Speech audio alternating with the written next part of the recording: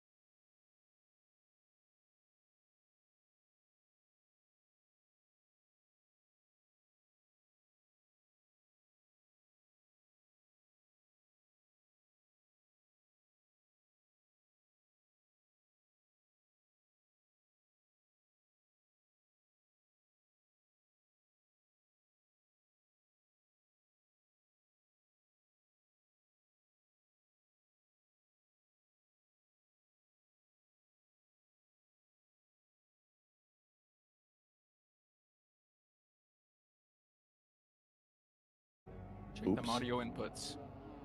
Now we are live. Oh, now we got it because I got double.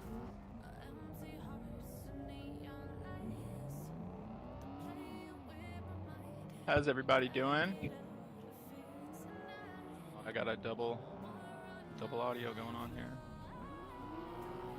Gotta mute somebody. Okay, there we go. All right, I'm just getting loaded up into the server here.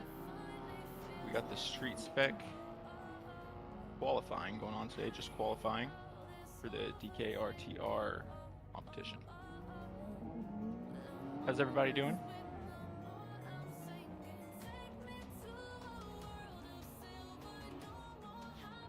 We can see drivers of Group A already on the track having fun.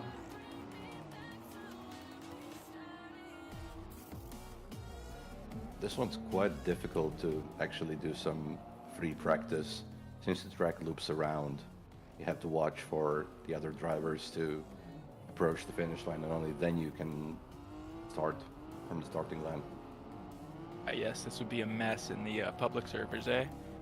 It's kind of a mess. Yesterday it was really fun when I joined in the evening. People were just going around non-stop in a big drift train. Non-stop. I always do a similar thing in normal Biker Nikki. I'll like loop back around and do that twice. It's kind of cool to see it turned into an actual layout like that. I like that. This is really fun to drive. The cars themselves too. Different from Pro Spec, where basically you can't be always 100% on the power. Here you have to. Right, and you also got to really watch your left foot braking and your handbrake, right? Because Yes. can't lose that momentum. Yes. Because if you go outside of the box, then it's very difficult to get back in the box, get back on the line.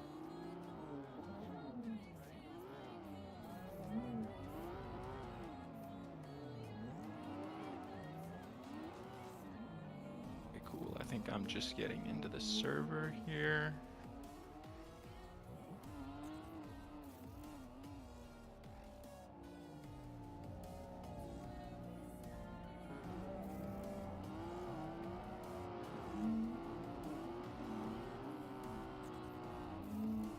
Yeah, this is interesting. This is my first time seeing the track, actually. This looks a lot like Poland, does it not?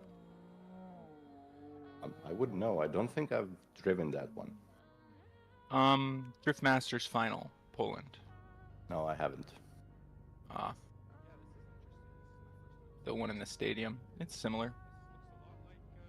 It's basically I a like big it. figure 8 with an interesting layout. Yes, yes. We got our first quali driver here. Noah Hoff. I believe this is Noah Hoffman, who I see in a lot of competitions. Pretty good driver.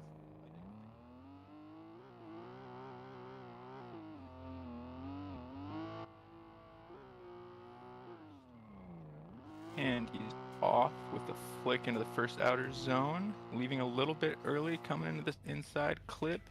Transitions back into the next inside clip, puts it right into that next outer zone.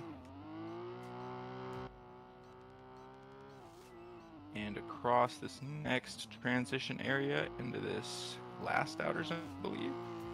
Yes. So those two connect. Not bad. You can tell that it's a little bit hard to, we were talking about keeping the momentum going with these street cars. You gotta keep it ball to the wall all the time. Yeah, indeed. And on initiation especially, it's real easy to overcook it and send it in the grass to get one wheel off, and then it's really easy to spin out. So you have to kind of balance your aggression with being careful with it. And if you give it a little bit too much and you get on the brakes, well, now you're going too slow. Yes. That's the way she goes.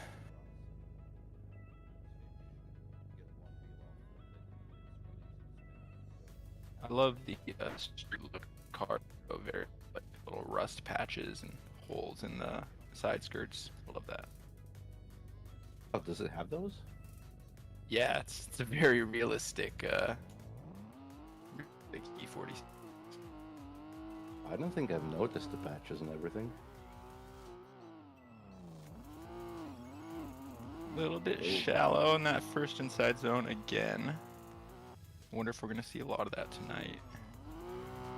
Very likely. A little bit more solid here. Oop. Looks like we're shallowing up a little bit on the angle.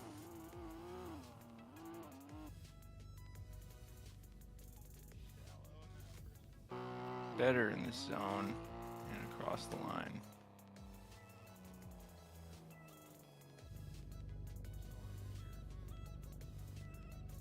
See that we've started this competition with a score of 69.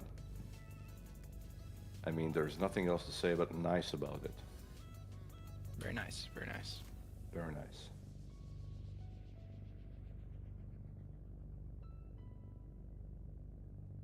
A lot of the times you also have to sacrifice a lot of angle for the speed on this one. Yeah, and doing that cleanly is part of the hard thing about street cars, right? You can't have the same angle as pro cars, but if you're changing angle a lot, that's also not good. It's easy to see a correction on this as well. Just absolutely.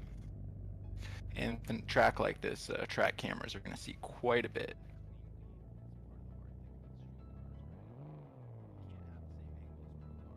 Who do we have up next?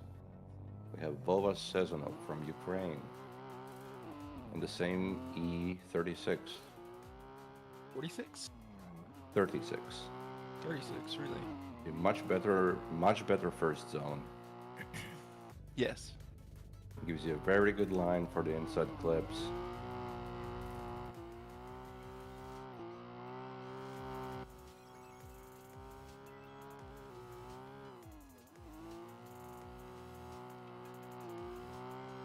Small correction there in the last outside zone, but other than that, smooth through it.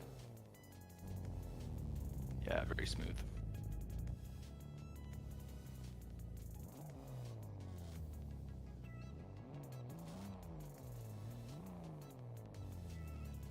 In the practice servers, I've definitely seen two different approaches to the entry. One is a very long handbrake pull, the other is basically already pinning the car up before you entry with no handbrake at all. Just kind of jamming the left foot. Yeah. Yeah. I think that's what I would lean towards, especially with the street cars, is just jamming the left foot brake. I tried. It didn't feel comfortable. I am more of the handbrake entry kind of guy. Maybe a couple quick stabs of the handbrake. Yeah.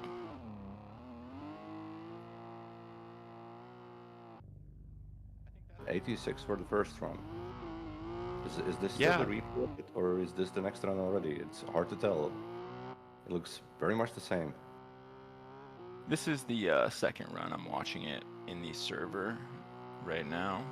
It is looking like pretty much the same run. Like going to be pretty consistent, not really dropping any tires, but filling the zones completely. Very nice. Yeah. I see nothing but BMWs in the. Because it is nothing but BMWs. There's only. Is that a theme? It's only an E46 and only an E36 in this one, but both are available in left-hand drive and right-hand drive for this one. I don't know if it's a theme. That's probably something that the organizers could answer better.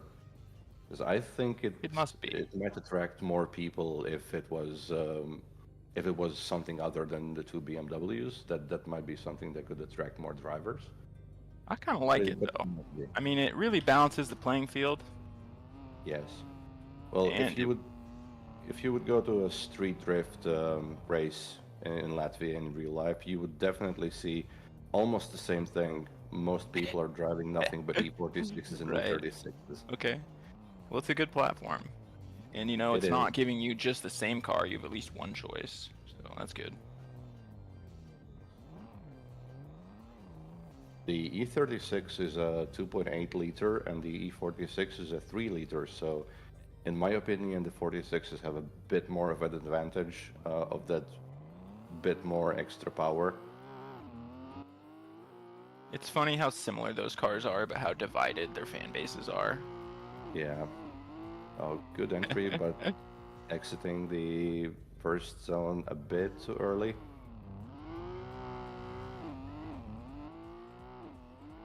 Yeah, really Knowing these shallow ones through really here. well. It's really hard to hit this small one as well.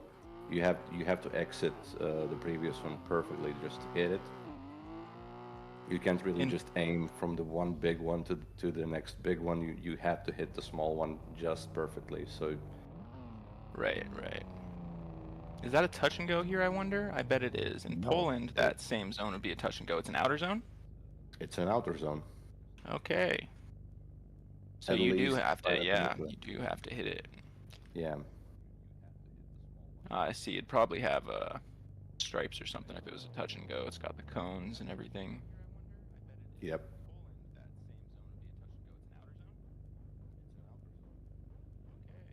Do you know how to say this last name of this driver? Honestly, I don't. But I would say it's just Philip Tulasko. That sounds pretty good to That me. would suffice, yeah. I struggle with names a lot in DCGP and VDM. I'm always having to leave it to somebody else. Well, some Polish last names are a struggle for everybody but the Polish. They're brutal. Yeah. I think we're just waiting on a score from the first run here.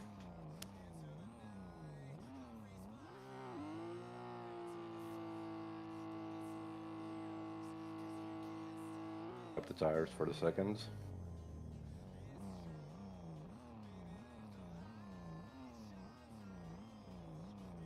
Physics these are on these cars? Oh, I wouldn't know, honestly, what they've taken from. The car mods themselves are called Super Drift, but I don't think that the Super Drift cars themselves are this low horsepower. Yeah, I was gonna say, I think that's a Pro Pack. Yeah. It's like a 64 on that first run. We'll see if he can get it up a little bit here. That's a good entry. I bet that's close. That's what you're looking for. And he didn't leave early either, coming across that first inner clip, good. Second inner clip, good. Dropped a tire there. He's cleaning it up. He's gonna hold better. Maybe another tire Another there. I'm tire. not sure. Yeah. And going there. Lost a bit of angle. Shallow up a lot. I bet you kind of have to there, but that was a little bit rough on the angle there.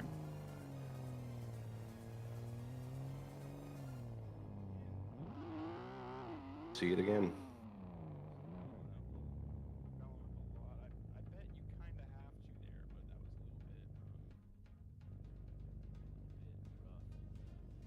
Looking like a 65 on run number 2.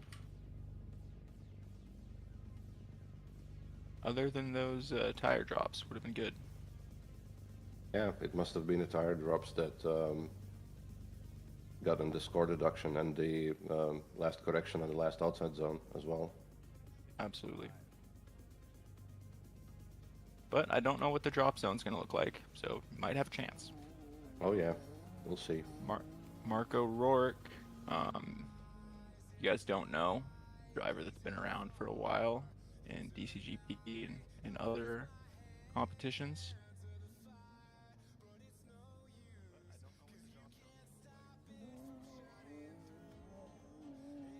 Driven with him a lot myself, very good driver. Very good flick into the entry there.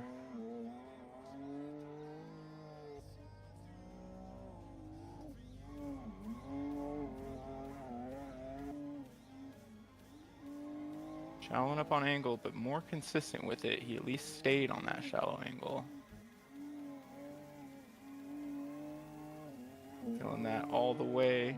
I think the strategy of keeping the shallow angle is what I would prefer as a judge. You can't really have your cake and eat it too with these ones. You're either Exactly. having speed or you're having angle. And if you don't have the speed, then you might not even make it to the next zone. So there's something that you have to sacrifice with the low horsepower cars for sure. Yeah, well It's said. definitely a nice run. 87 on that first run. Pretty good. It's the current top qualifying.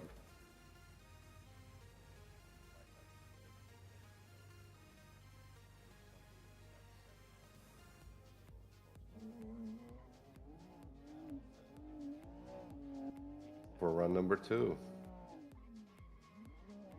Bit more aggressive on the initiation. Filled it way better this time around.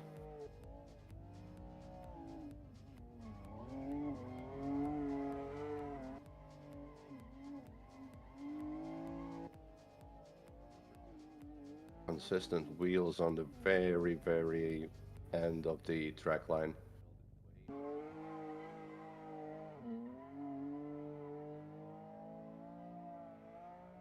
This must have been an improvement on the score, for sure. It did look better in my eyes. I'm no judge, but... Yeah, I agree. I don't know how much practice these drivers have had on the track. I don't think I've seen him on the practice servers. So he must have practiced in solo. Or I just might have not have been there, since I'm not there every day. Or He you could looks have like just he's not practiced. That's a 90 on run number 2. Very good. decent. It might have gone all for the natural skill.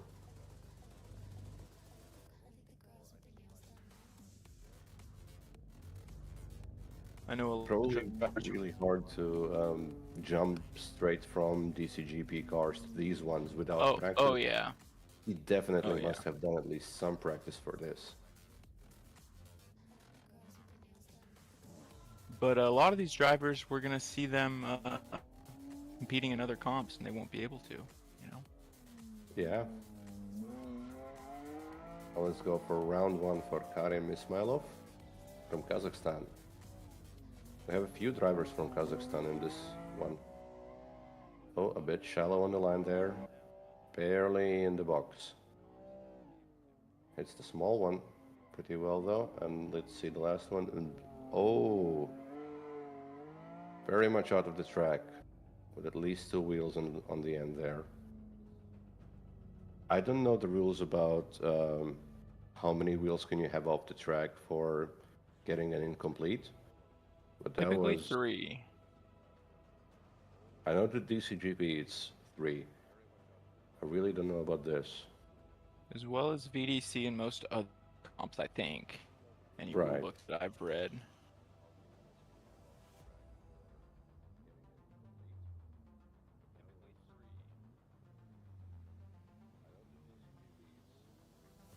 Kind of easy to overcook it on that one too, I would say. Oh, Once you go in it with a lot of speed. once you get off the track, you lose a lot of grip. Depending on the track, most grass is pretty low. Well, since you're basically on throttle at 100% the entire time there, if you go off track, if you go in the grass, you spin out. Right. Mostly. So you Just have lose to all grip. lift. Yeah. Yeah, you have to lift if you go off track. Otherwise, you're completely spinning out. The 47 for the first run. Brutal. Watching the second one now. Okay, not making the same mistake again. Good, but quite shallow on the last. Yeah, it didn't really fill out completely.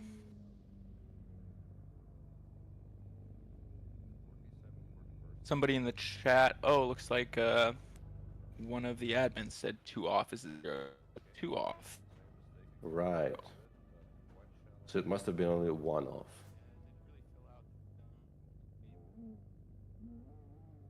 From the angle that we are seeing, it's quite hard to tell if it was both off or not.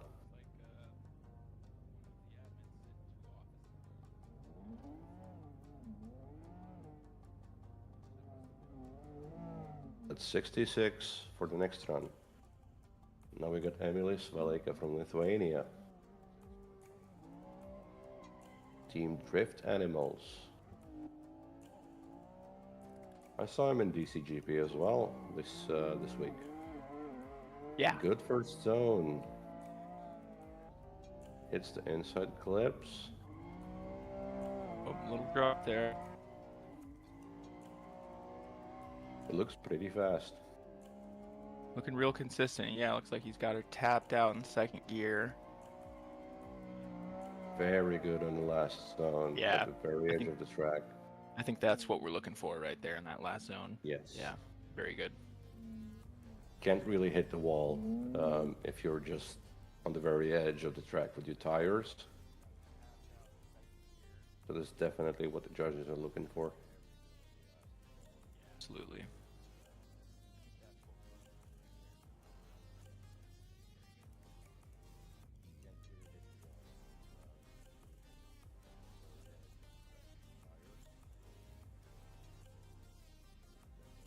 Looks like an 85 on run number 1.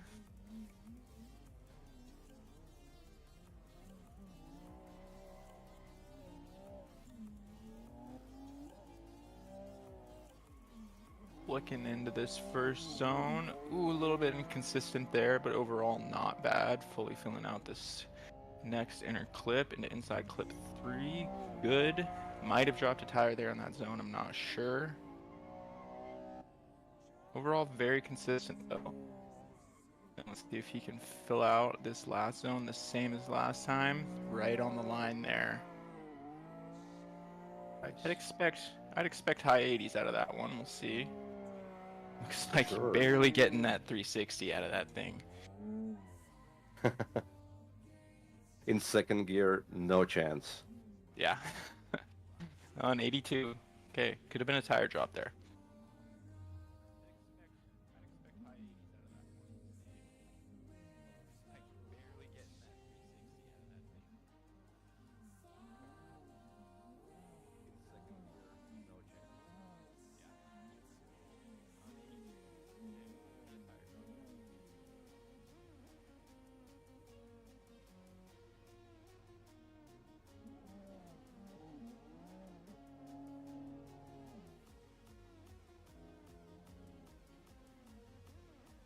Okay, now we have our own Latvian Maris Zokulis from Team Taurani.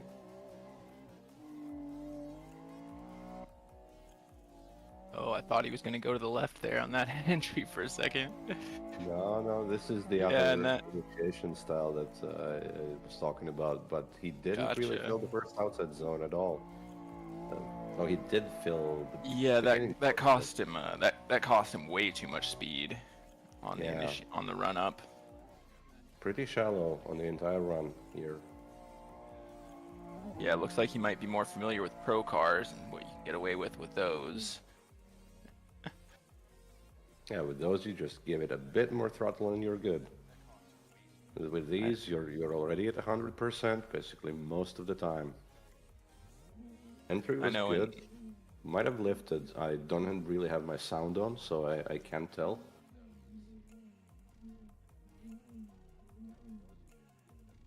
I know Since you're another watching comp. in the- Yeah, Oh, sorry, go go on. No, I was just gonna say another comps we're always telling drivers, especially in DCGP, that the run up is for speed, and if you use it for drifting, you know the judges are gonna frown upon that. You always want to get as much speed as you can, and then just manage your decel. Looks like a lot better of initiation here.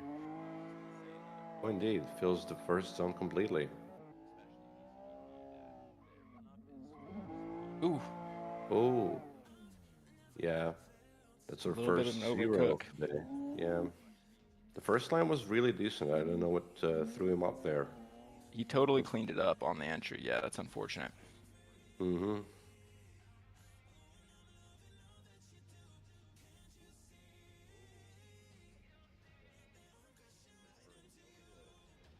Yeah, might have gone full lock somehow. I don't think I've experienced exactly that situation myself in this car at all. I have gone full lock on it, but you can easily save it with that.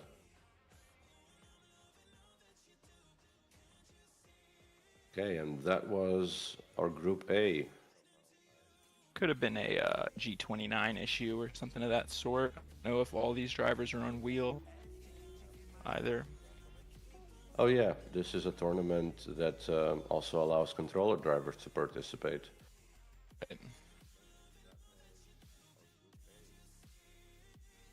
But I think we do have that information, at least some We of it, do. in the I am looking at the Excel file set. right now. I'm Yeah. looking for him.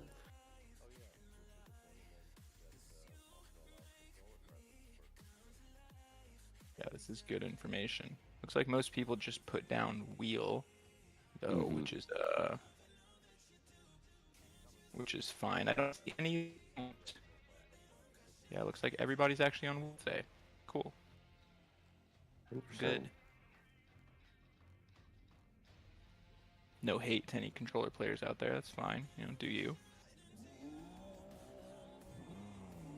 I have never tried to drift on Assetto Corsa with controller, but I honestly cannot imagine how it's even done.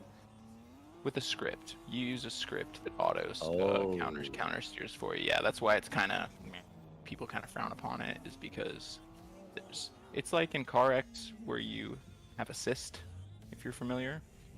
Right, I'm not really familiar with Car X, but I've tried the Torque Drift game for quite a Yeah. bit.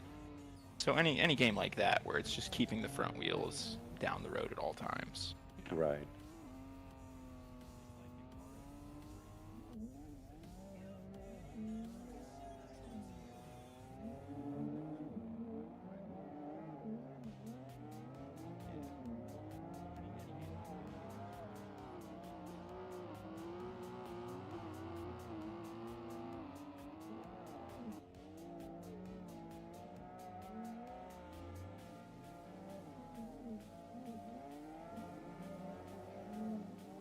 Ooh, looks like I just saw a driver take that wild initiation and actually fill it out before he collided with another driver.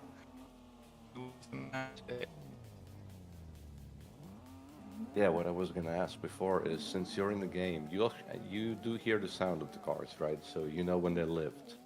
Yes, and I have the pedals app open. I can see Right. that information. Decent. So you have it. You have the thing that I don't. So if that comes into question, Yes. Let me see if pedals is actually working though. I know a lot of times for the pedals app as a spectator it does not work. Yeah, it does. We can hear them at least.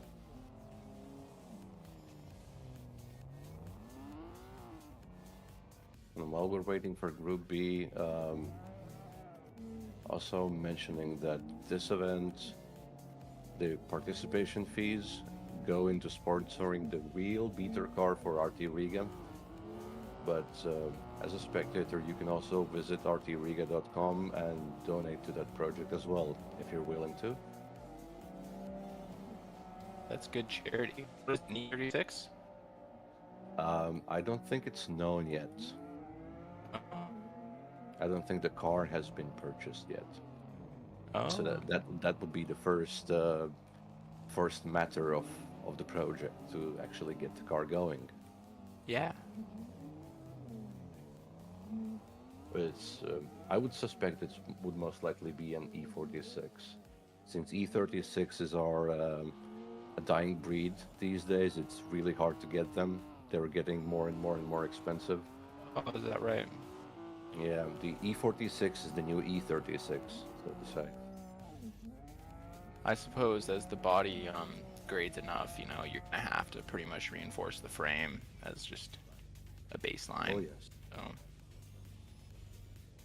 which you might not have to do for an E46 if it's just low horsepower. Well, there's a lot of vehicles on the market that already have a lot of rust damage. From what I've seen, from the ads I've seen, from the cars I've seen in real life. Yeah, it's where if you're gonna drift it, you got to reinforce the frame, and that's a job. Oh yeah. First driver in this group. I don't know how to say this name. So it says it's Bernardo Pereira, but Pereira? honestly, yeah. At least it says on the overlay, but the name is different in the for the first Group B driver in the table. The team is Looking the real same though. good. Showing up a lot here. Those first 3 zones were very good though. Transitioning into this island outside zone. Ooh, just about perfect there. Staying pretty consistent with the angle, pouring on a little bit at the end. That was very good.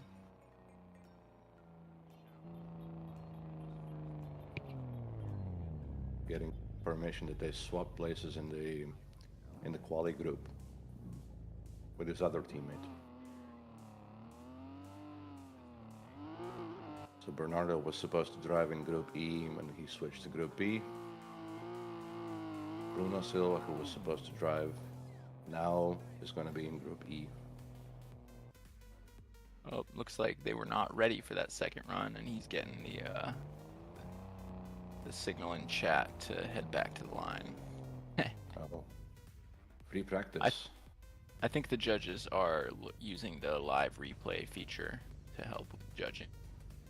An awesome new feature in CSP where you do not have to leave to watch the replay. Love that.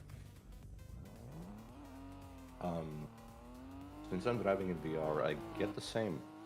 I can also just escape and get the replay immediately, even in online servers. I don't know how it's different for the rest of you. No, it's the same. That's everybody with a new CSP. Oh, so it's a CSP thing. Mm-hmm. Yeah. Oh, Versus big last angle. Last year we had to actually leave and then come back, which slows things down. Yeah, this run's looking pretty good. That angle, I don't know how that will be looked upon by the judges. It was real close to being over rotation, but he kept it together.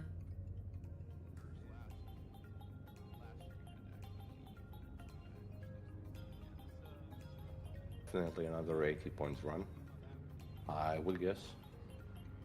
That's one spot where you can pour on the angle because you then have that island outside, kind of an alley there. You can get that speed back. Yes, and getting It's like quite going quite wide on that island is also what helps you get a good entry for that last outside zone. And see, if you go Right. shallow on it, then you can't really hit the beginning of it. You only enter it late. The more speed you can enter that last zone with as well, the more angle, you know, obviously you can have right there.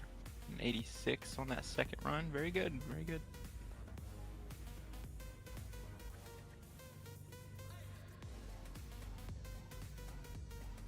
Next up, Gustav Bjørkhovden from Norway. Team Clutch this. Thank you, because I could not have said that. Oh, you did hear me stutter on it, so it's not that easy for me.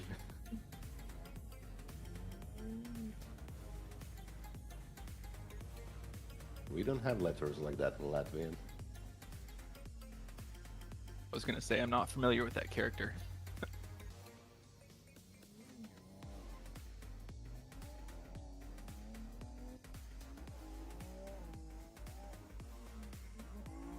A little bit shallow at first, managing to fill it out though. Yeah, had to pull this handbrake again, just not to lose it.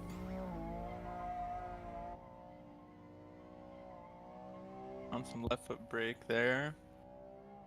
Stab and the left foot brake there. I got my pedals app working so I can actually see now. That's nice.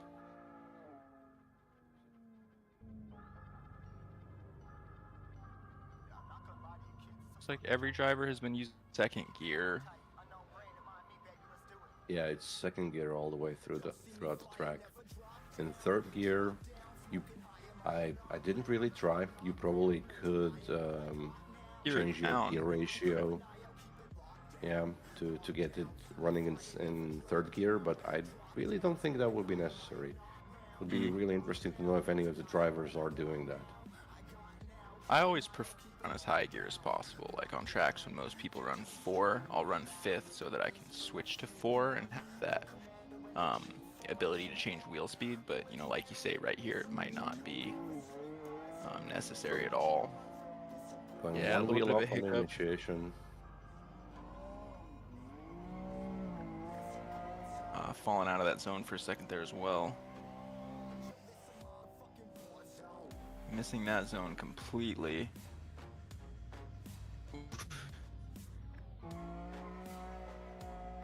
And one off there. Manages to keep one on though. Mark O'Rourke in the chat said third gear with a 4.4 div. Yeah, he knows what he's talking about.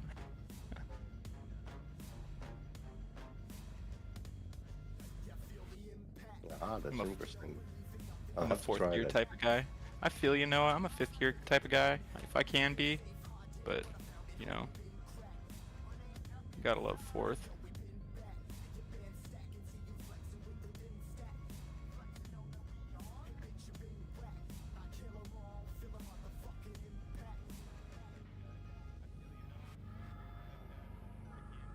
A lot of it depends on the car too. Like if a car has a really slow shift time, you know, you're really gonna want to pick a gear and stick to it.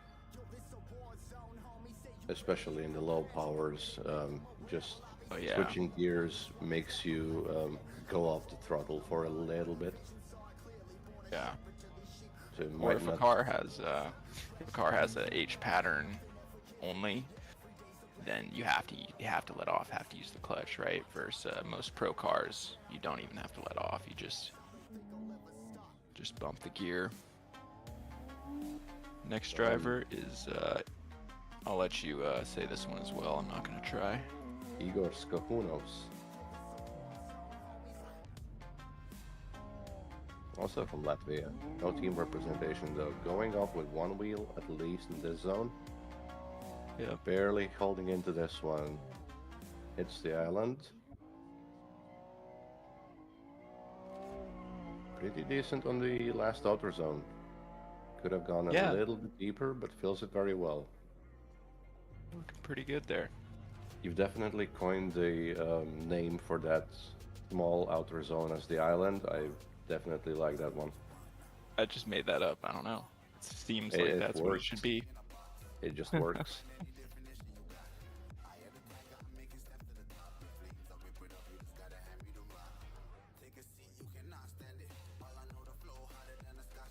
A nice livery as well. One of the rare custom liveries. Yeah, I like that.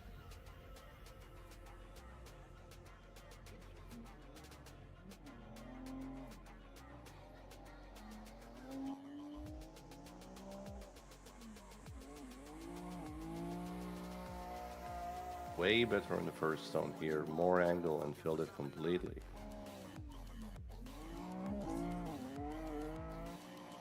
Big angle in this outer zone, but not too deep in it. Also Pretty hits good. the island. A little bit of inconsistency for sure, but definitely an improvement.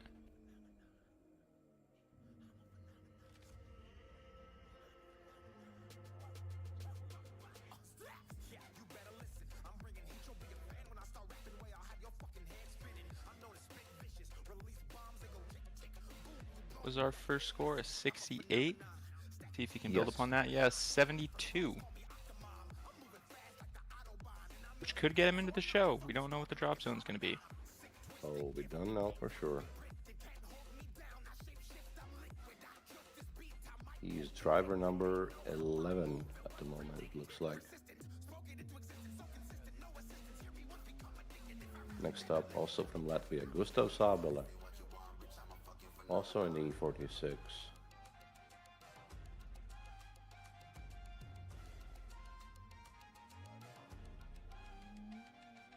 And he's off the line. Really low on the throttle here. Yep, I expected him to come up short because he was definitely holding back on the beans there. Into that second inside clip. A little bit shallow here as well. Driving like he's worried about his transmission, but managing to hit the zones. Into this last couple zones. Shallow on the angle, but we're hitting them. We are. Probably playing it safe, not wanting to go off track. Probably had way too much of that happening in the practice runs. That's when you want to be careful. He could have a, a bad wheel bearing. Maybe, clutches are going out. Yeah, A you don't know number. with these street cars, you know, you buy them from a guy and he doesn't tell you everything about it. Right, yeah. Transmission slip in a little bit.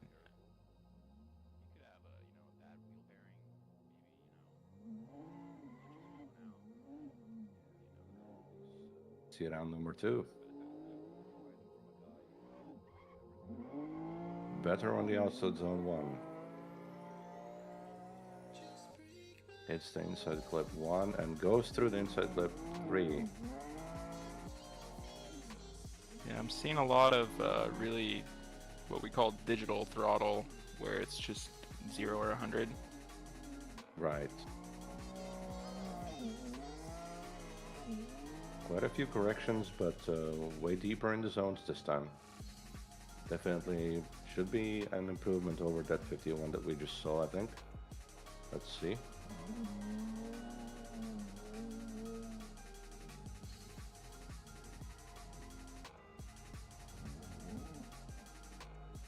.58, not bad.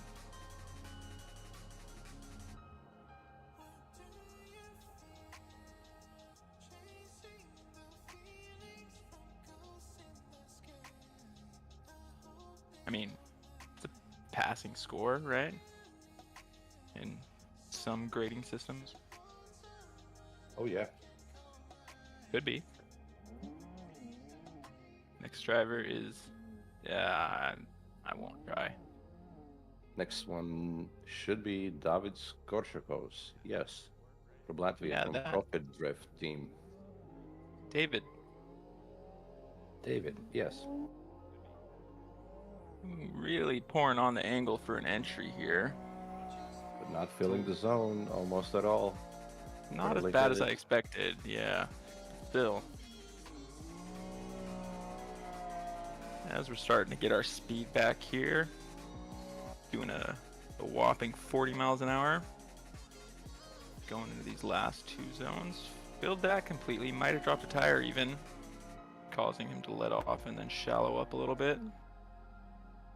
Way better on the end of the run than on the beginning of it, for sure. The initiation was confident. We've consistently seen for, actually I think all of these drivers, the run improve by at least 5 or 6 points for the second run, and I think that just goes to show like not that much practice for any of these guys, right? Might be, but it might also be that you get some more temperature in the tires. That definitely helps. So from my personal experience with these ones, the second run is quite often better than the first, just because of that. Yep, much better in the first zone this time around. Does hit the inside clip 1 and 2 very well. Definitely must be an improvement. Big angle. Yeah, I think he dropped a tire even there. It's kind of surprising about the tires because I would expect, you know, you'd want less grip, right? Yes. Or no? I would think you'd want less grip to a point, right? Sort of. It's really you hard need to the tell. speed. Yeah. I'm not really mechanic or a technician. I don't really know those things very well. I'm more of a driver. So the setups, I need help from friends to do my setups. I can't really do them Setups are myself. hard. Yeah, Setups are hard in Assetto, they man. definitely are. Knowing what problem needs what, and just identifying problems in general. That's definitely one of the biggest hurdles. Did we see the competition score drifting. for that round 2? Yeah, run 76. 76. 67, then a 76. Next, another Latvian, Alexander Galuzo.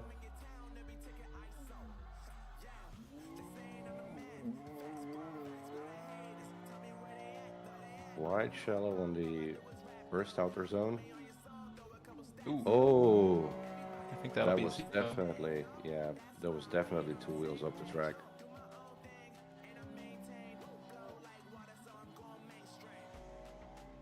And again, this must be a lack of practice.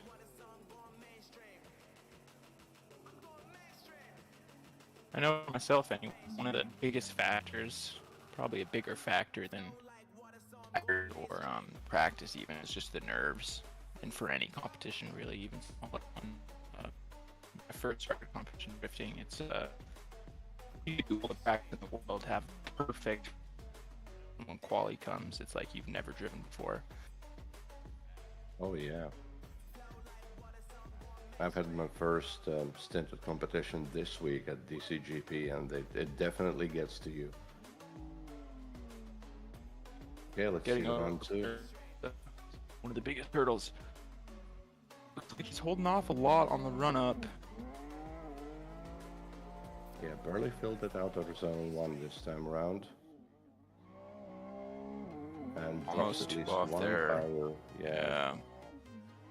Very shallow, almost doesn't fill the half of that outer zone, barely hits or doesn't even hit the island. He is gonna get put down a score though. Yeah, that should count. It should give us some numbers at least.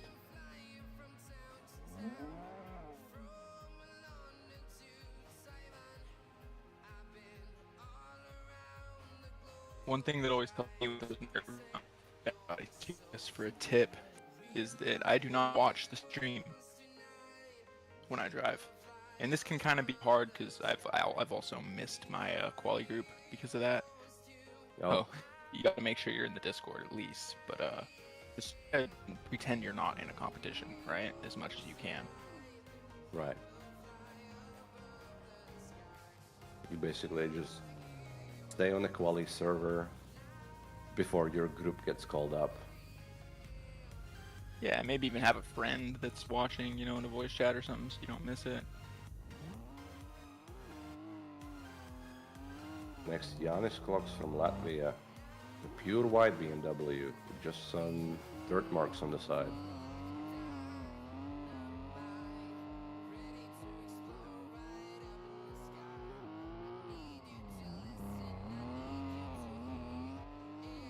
Deeper in the outer zone. Started quite shallow on this one. Correction, but hits the island. Ooh. Another correction. Yeah, real rough transition there. It's funny when this car shallows up enough, it starts to hit the zone with its front tires. Which is not extra points, if anybody's wondering. You do not get extra points for getting 3 tires in the zone. Oh yeah. But that just means you didn't have enough angle. Common misconception.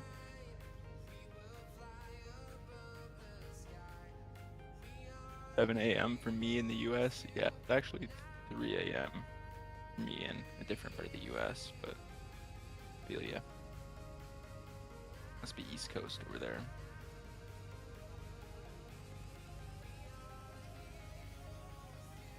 So you got plenty of time zones over there. Easy to misunderstand. There's 3 in the continental, and then I'm in Alaska. Oh, right. So I guess 4 round total. 2. Entry was good, but doesn't Looking feel a lot better. It didn't feel it completely. Drayton's Is that- almost. Is that gonna be a 0? Yeah, that was Nice. definitely could be seen as a straighten. Looks like he's transitioning very abruptly. Might be an issue with vehicle setup actually. 'Cause for this one, you need to have quite a lot of camber. I am myself driving with 5.2. On the Negative front, yeah. 5.2 on the front, yeah, at least.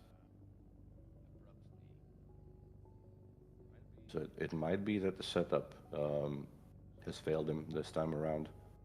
Rear toe can have a lot to do with that as well. You know, your transition speed, as well as a front sway bar. I think front sway bar is probably the biggest one. Yeah, probably. I'm turning that up to the maximum, making it as stiff as it can be. To slow down your transitions. This goes up to 20,000 Newton meters for the front, if I remember correctly.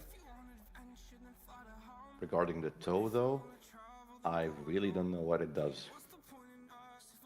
So when you add rear toe, you're making the car more aggressive. You're making it faster.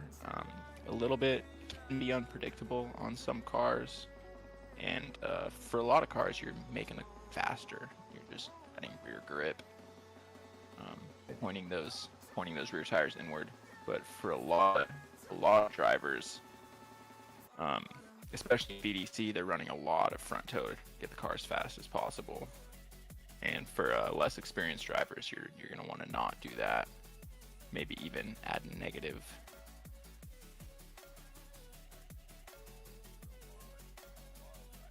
I just don't feel confident enough playing around with the toe yet, since I'm just starting with messing with the vehicle setup myself.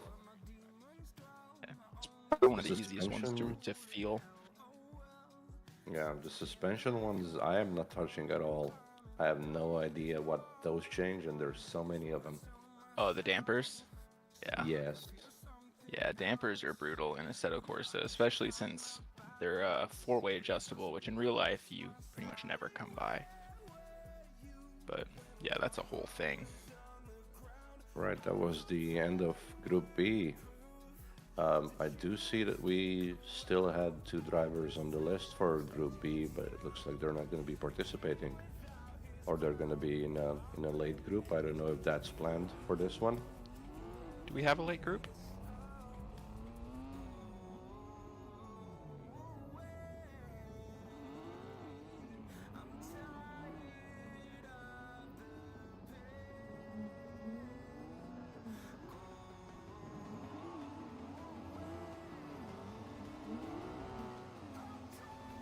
Like I would have Artem Sholkov. imagined that if there was a late group, we would have known about it in advance in one of the text channels for the race. But there hasn't been any info about it, so I guess there is none planned.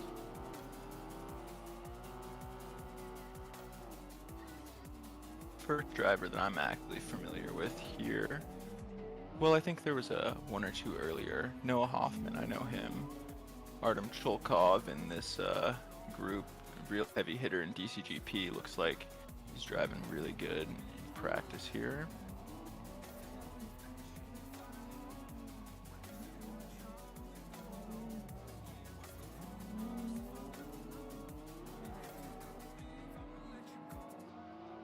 There's also the my practice buddy, Ronnie Verlan from Finland, the only driver from Finland participating in this one.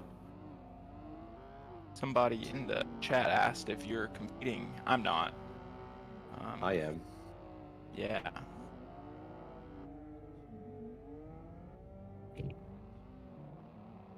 I'm going up in next group, I think. Yeah. I am in Group E. Now we get Group C. Looks like we don't have the timing down for practice yet.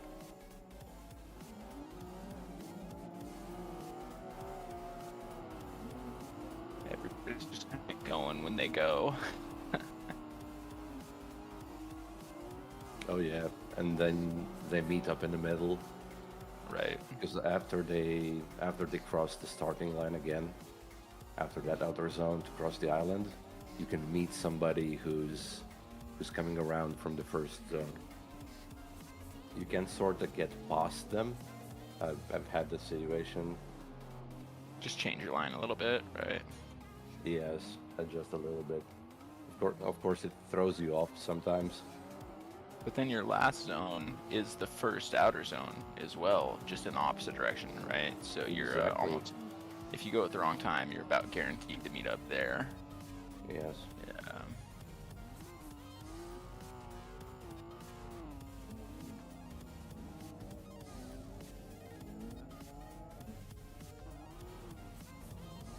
I'm seeing another pure white E36 there with the dirt specs on the sides. I actually don't have liveries installed yet, and so all the cars are like that. I think that's Oh. that's actually part of the car. They use a details map to give it the rust specs. Right. So that might be someone's custom livery that hasn't worked out completely. The specs? Oh, right. Why it's white and all? Yeah. Yeah. Yeah, that would just be no livery, right? That's how all the cars look to me. Ooh, I think those finished downloading though. I gotta add those.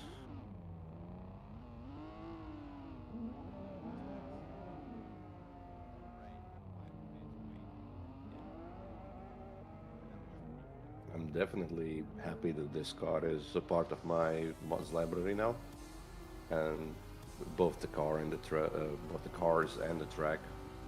This is something that I'm definitely going to return just for some happy me time. Somebody said, look how these cars have tire marks on the side skirts. I didn't see that. Oh, I think those are tire marks, bro. Good call. I thought they were rust. Yeah, no, good call, dude. That is not rust. I was gonna say they look like kind of really low quality rust spots, but that's definitely yeah, tire marks from doing tandems. That's cool.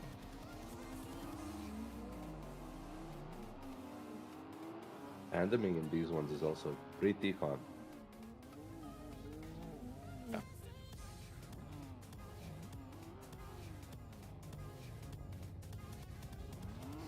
The fun thing about street car tandems is that you know, collisions aren't nearly as fatal as in pro cars. You can get away with doing a lot of rubbing. Yeah, you can bump them and keep going. And you pretty much have to, because you don't want to lose that speed, right? Right, and now we're coming up with driver 1 of Group C, Ritums Jakobsons from Latvia.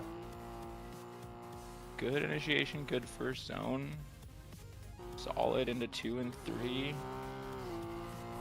Slow transition, but really good in 4 though. Keeping consistent angle. Ooh, almost a straight in there. Prioritizing speed, going about 50 miles an hour. Into our last zone. That was fast. I wouldn't call it consistent, but he was quick. Yeah, didn't fill the last outer zone completely, so definitely room for improvement. But other than that, it was a solid run.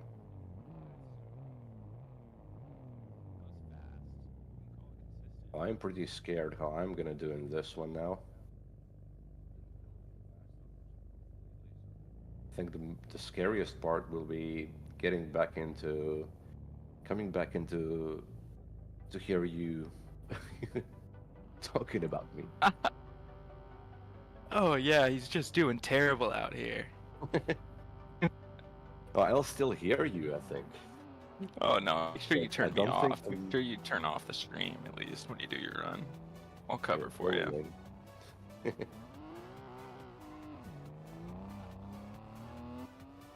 Let's see round number 2. Round number 1 was 81. Decent on outside zone 1, but doesn't feel it completely. Leaves it a bit too early. It's the inside clip 1 and 2 and 3 very well. Good on this outer zone. Deep in it. Not that much correction this time on the island. Drops a tire on the outer zone at the end. But overall completes it better, I think. Improvement. At Depending least on how brutal they are on the tire drops, right? I don't know. Yeah. I don't know what type of There- deduction that is. There wasn't one in the first run, so, and there definitely wasn't one in this one. Looks like 55 though.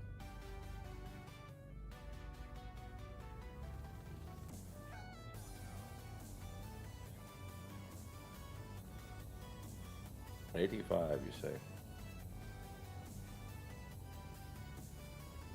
Yep.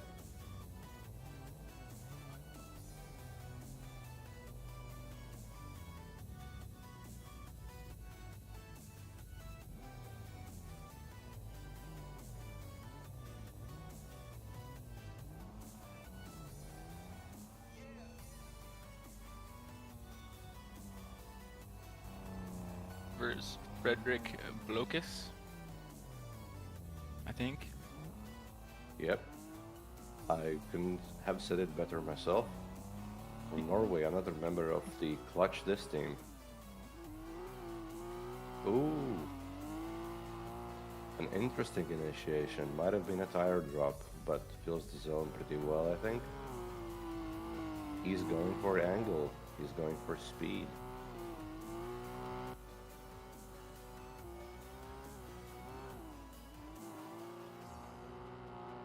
Oh, really good in this last zone, just right on the line. It's really hard to stay on the line on the very end of it, though. It looks like.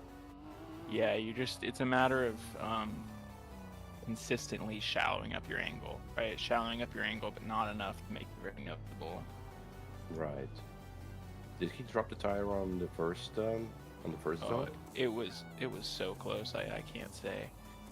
It looked like the car bumped a little bit, so it might have been that he did.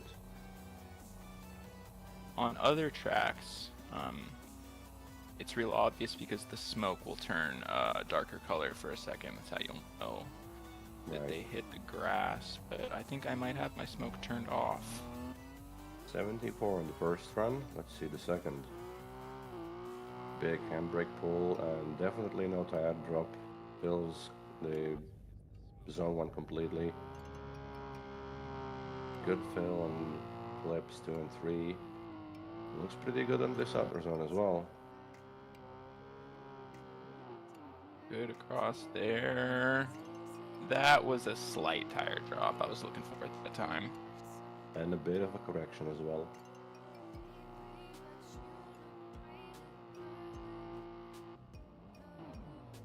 Probably a similar score. Making some mistakes, but just in different places.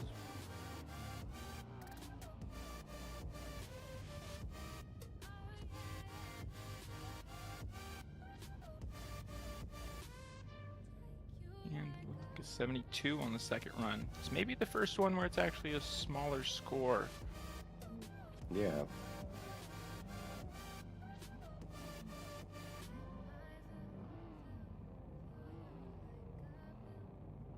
A smaller score, a lower score.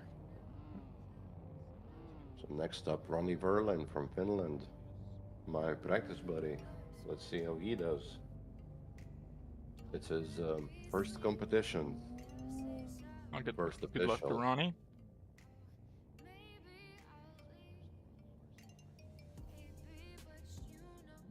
I do know that he switched from the E36 to E46 like 2 days ago. Could have been way deeper in that zone. Almost didn't hit it at all. Might have totally missed it there, but it. Yeah. That's too off. Oh, that's unfortunate. That's definitely too off. Yeah. Looks like we're gonna try to finish it out though. Right on, Ronnie. Lost a lot of speed there, but still stayed in the box at least a bit. Somebody said, anyone else have issues with the starting lights not working? I have had these issues in a lot of other comps. I don't know about this one, but if you do, I would recommend just pull up the chat and make sure it's in transparent mode, your mouse over it or whatever, so that you can see it, you know.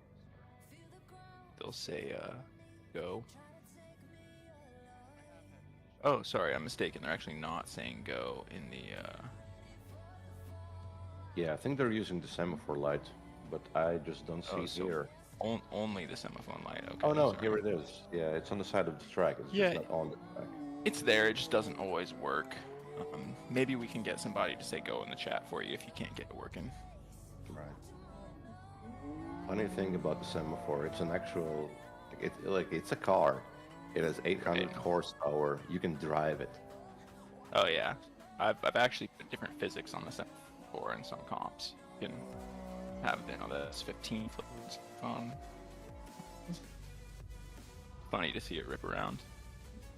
Yeah, let's see his run number 2. Yeah, run number 1 was a 0, unfortunately. Finished out run number 2 though.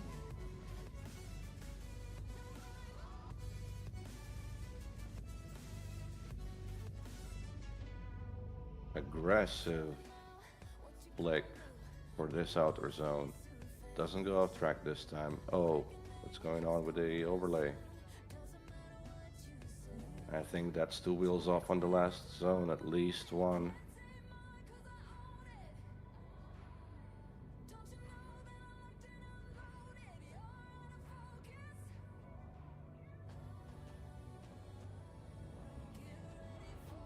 In the replay, I just looked over at it. I don't. Yeah, you got a 59 on run 2. 59. Yeah, I don't know if that replay was right.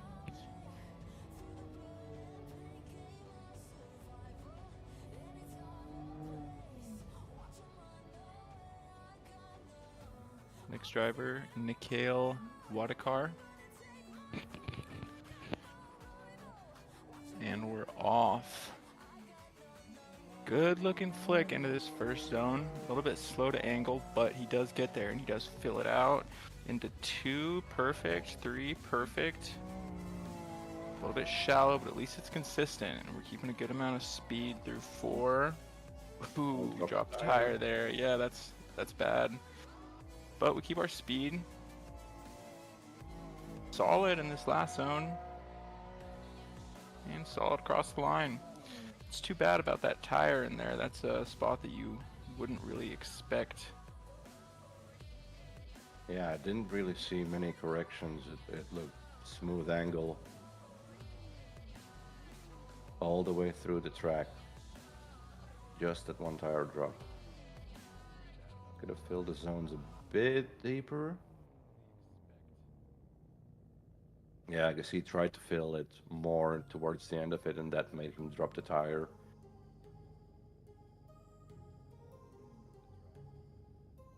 You said you just can't get them working offline on my game? Well, yes, that's because the semaphone needs to be operated by a person.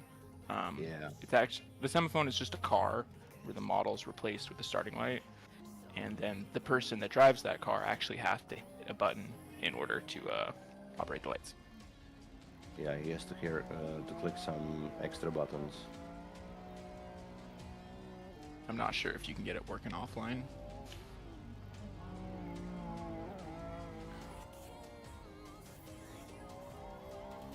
Better on... No, this is still on number 1, or this is number 2 already? Hard to tell, because he dropped the tire into the same place again, if it's the second round.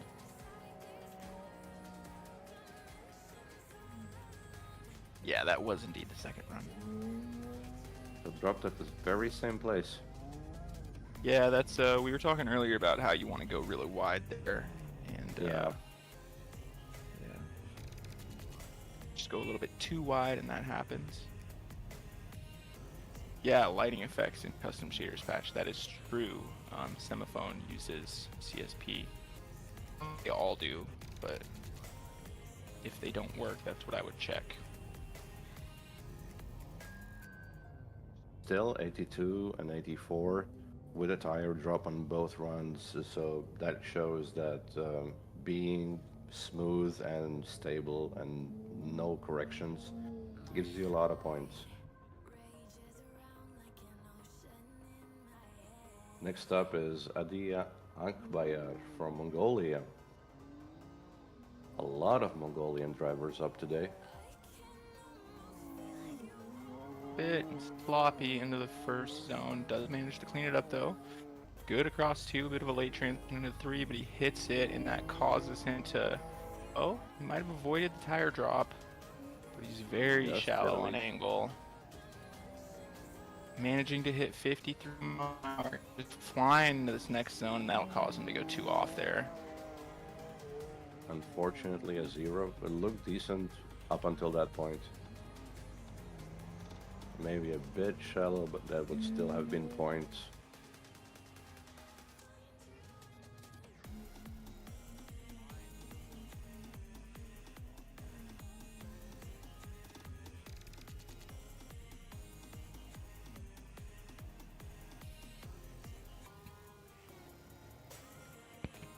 Yeah, man, driving under pressure is definitely tough. Somebody in the chat said something about that. That's something you get with experience for sure.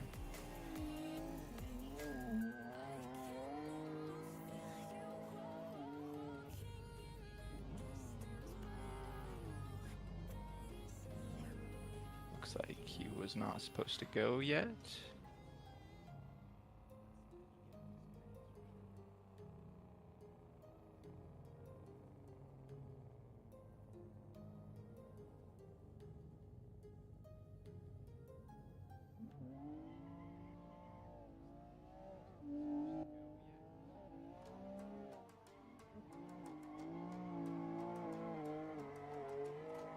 Good on the first outer zone.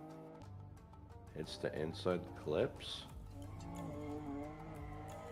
Good entry on this outer zone as well. Not that much angle. And didn't feel it completely at the very end. Hits the island almost straight. Oh, and goes completely off, hits the wall. Too bad. I think this is our first double zero that we're seeing today. Yeah, it's unfortunate.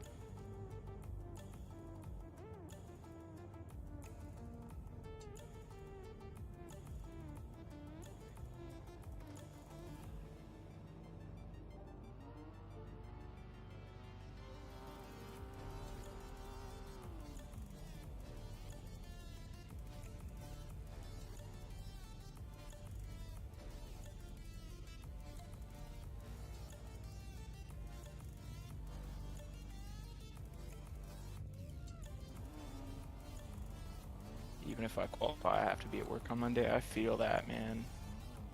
I've done a lot of competitions like that where, man, if I qualify, I'm not even going to be able to be there, but it's worth the experience because it'll help you work on your nerves and just like competition in general, etiquette, all that. Artem Cholkov here, a heavy hitter in the pro car competitions.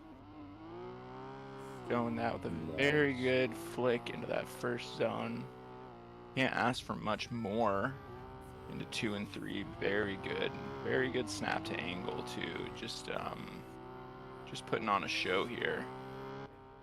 Into 4, looking very good. Into the island, solid, nice quick transition. Oh, might have dropped a tire there. I think he did, but cleans it up. So judges will probably have to look at this a lot to see if he dropped a tire or not.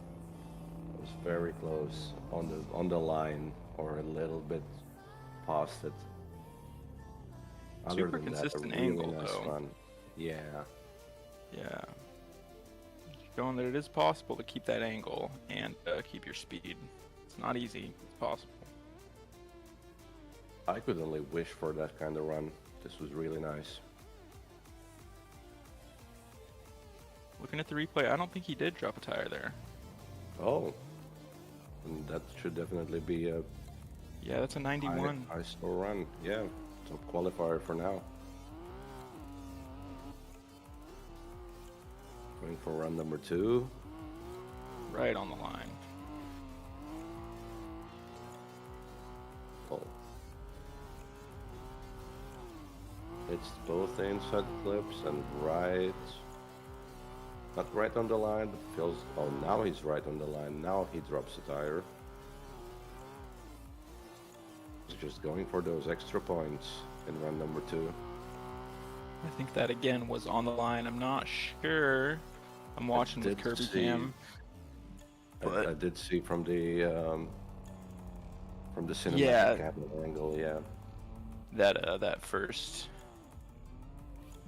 long outer zone definitely was a tire drop. And you know, I bet he has very little practice because he's been competing in well, I suppose he could have got a good bit of practice if he just did round 1 in TCGP.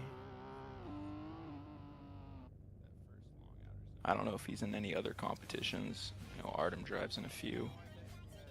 Oh yeah. Do any other ones run parallel to DCGP at the moment? Good question. I'm sure a lot of smaller ones do.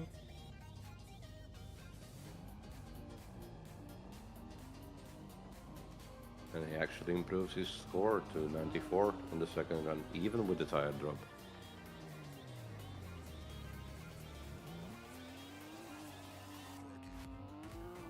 Next up, Patryk Majewski from Poland. Ooh, taking a crazy strategy here. Oh my gosh, it works out as he actually stays in the zone. I was not expecting that.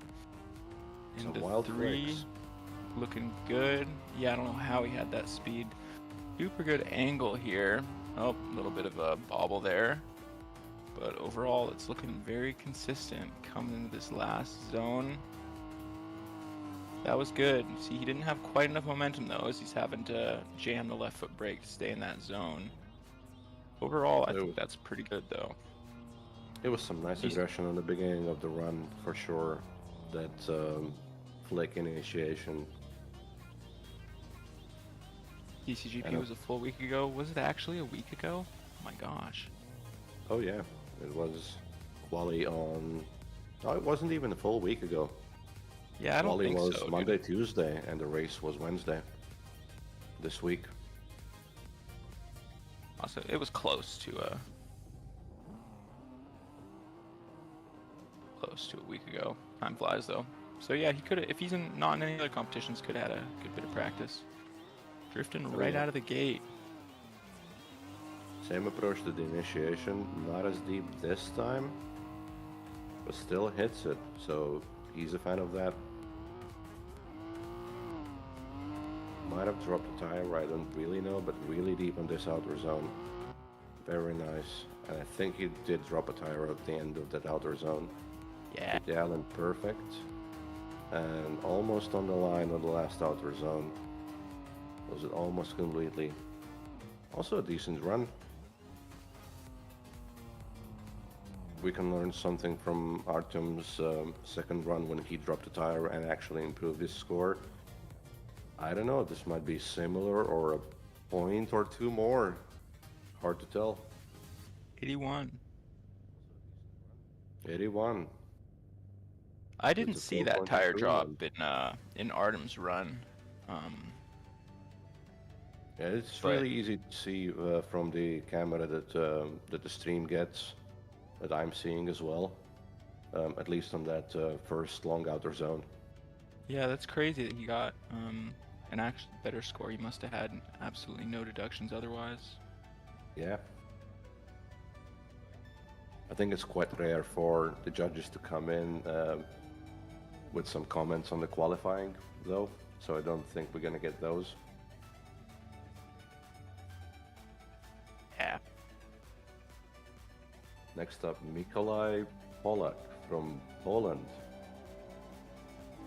in the E46. Goes sliding right from the starting line. Initiates deep in the outer zone 1. Doesn't leaves it a little bit early. Hits the inside lips very well. And starts deep on this outer zone, but shallows up. Small correction and barely hits the island. Big angle on the last outer zone. It looked like a little bit of a tire off. Had to go for a correction. Yeah, he was jamming the left foot brake quite there, which I think is a consequence of not keeping your momentum, right? Because then you can't stay in the zone naturally, so you have to jam that foot brake, which causes you to be slower and need more foot brake. It's a bit of a cycle. Oh yeah. Especially with these low power cars where you can't get that speed back too easily. It almost depends on the initiation. If you do have the right line, you can just completely avoid using the left foot brake on this car, on this track, completely. Just maybe tap it once or twice here and there, just for a small correction. Right. But other than that, if you're sitting on it, that means that you get some problems with some of the zones, and yeah. And it's a vicious cycle. Yeah. You just keep having those problems for the rest of the run, definitely. Looking good on run 2 so far, though. Yeah, definitely improving that. There was a big angle on the last outer zone and right on the line. I don't think anybody is gonna be on the line for the entire last outer zone. Everybody seems to just go up to the middle of it with their tire at the very end of it. Yeah, it's a matter of you're gonna have to use steering inputs to shallow up your angle there if you want to stay on the line, which I'm not sure which one would be better. You would have to ask a judge. staying on the line or pulling away from the line and keeping your angle, you know. Was that the last? That was the last driver in this group. Yeah, it was.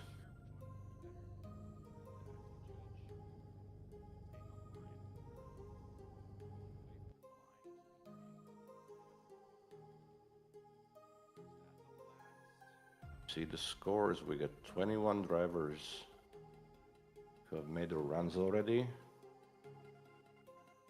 The scores are at the moment quite a bit all over the place, from 94 in the top place to 53 in the 21st at the moment. So really hard to tell what the cutoff point is going to be. We've had high scores, we've had low scores. And we're basically at the middle point of all the drivers who are going to be driving today.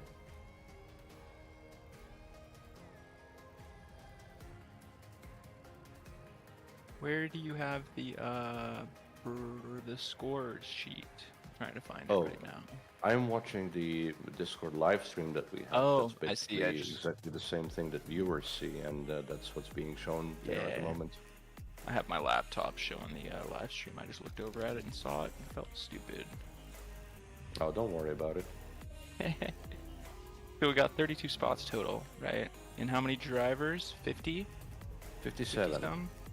But I think two of the drivers from Group B didn't even start, so it's going to be 55 maximum. Some others might also just not be there. Let's see. Yeah, always a few no-shows.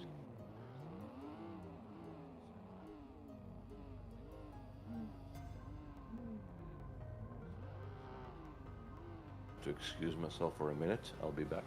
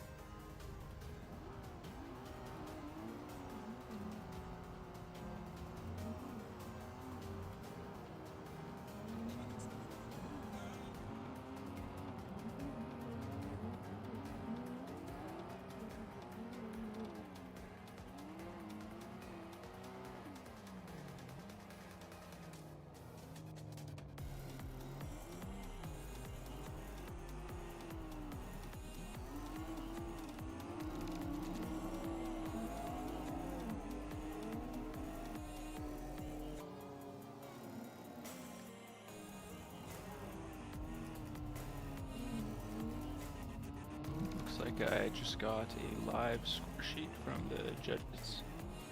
Very helpful. Cool.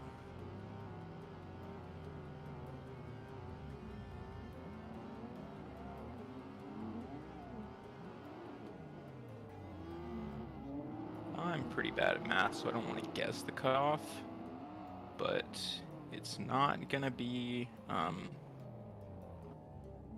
like high 80s, low 90s, definitely not. I would think it would probably be more like 70s.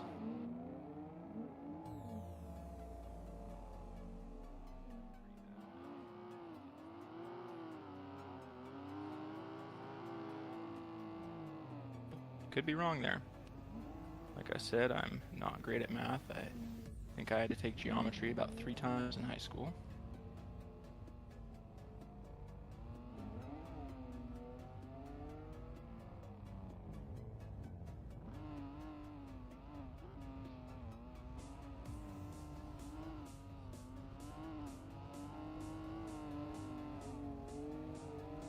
Yeah, I'd have to agree with the comment in the chat said that 10 euros was overpriced. I think there's there's expenses for this type of thing. In the free competitions, you always see a lot of just lack of quality, and everybody's a volunteer, so nobody tends to care that much. People are always going to disagree with judging, right? But you get the experience nonetheless.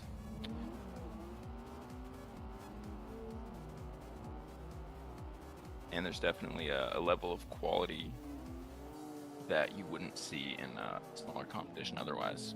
You know, I think it's fair. Oh, yeah. And if you look at the fact that street sim drifting competitions are very rare to find in the first place, they don't really happen often. You'd mostly see pro spec cars in competitions, then it's definitely worth it just for the rarity of it. Almost always with this type of thing, there's not enough drivers, especially on smaller comps. People aren't really turning a profit here. You know, it's still all out of passion, definitely. Oh yeah.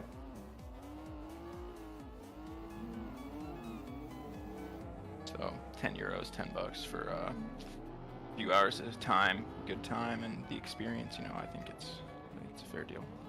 We got another look at the score sheet. Artem Shulkov putting down that 94, just killed it. Marco Rourke too. That's another driver I'm familiar with.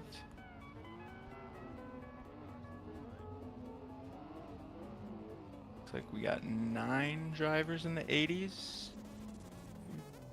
There's 6 drivers in the 80s, 2 in the 90s. You want to guess what the cutoff's going to be? Yeah, I think I probably do agree with you that it's going to be somewhere in the 70s. Yeah. Because I do know that there's quite a few people that I've seen on the practice servers putting in good runs that still haven't run, that they were in the lower qualifying groups. So time will tell. I'd be surprised if it was low 80s. It's possible though. It just depends on how good these last scores are. Well, the higher scores, the cutoff score, the higher the cutoff score, the better the competition itself. Right. Agreed. Looks like we got the signal to pit here.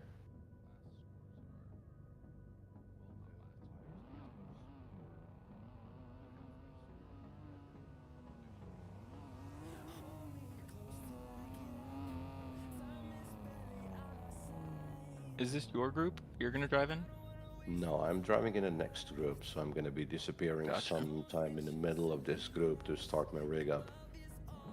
And we got Marek Smelis from Latvia lining up as the first driver of Group D.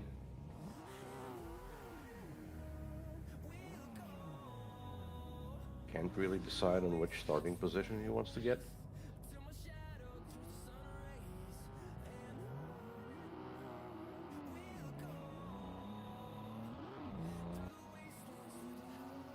And he's off, picking up good speed in this first run. Ooh, throwing a little bit too much angle, coming out a bit shallow.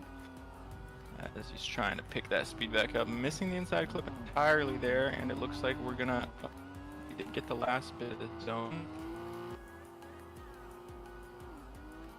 So we're gonna put down a score as long as we can keep it together. I think I spoke too soon. Faster scores. Faster scores. Yeah, there was definitely something wrong, but probably the setup, I don't know, or the lack of practice, but that could there's be the a number of initiation things. already. You did struggle at the very beginning of it. Let's hope you just didn't forget to load the setup. A default setup should be okay on a car like this, right? It's not too bad, but I did do quite a few adjustments to it myself. You definitely can get around the track sideways on the default setup as well. Look to me more like nerves, most likely. Well, let's see the run number 2.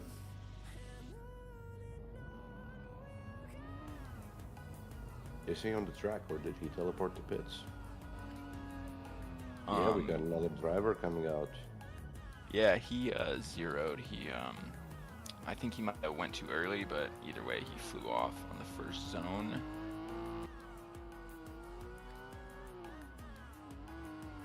Vince Lawrence from France, filling up outer zone number 1 very well. Deep in it. Good on the inside flips. But for the outer zone 4, could have been a little bit deeper. Goes a bit deeper on the very end of it. Small corrections. Bit of a straight Not- in there that gave him too much Oh. speed. Yeah, he lost too much angle. Picked up the speed. I think I saw 55 or 56 on the speedometer. I don't know what that is in metric speak, but he was flying. Unfortunately, I'm not good on the conversion as well. Nah, me neither. Yeah.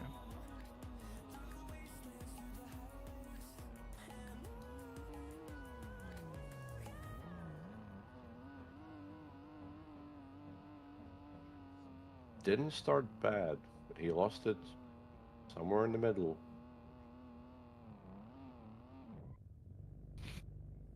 Yeah, let's see run number 2. I like the name Vince Lawrence. Sounds like a driver that would be really good. Looking good in the first zone.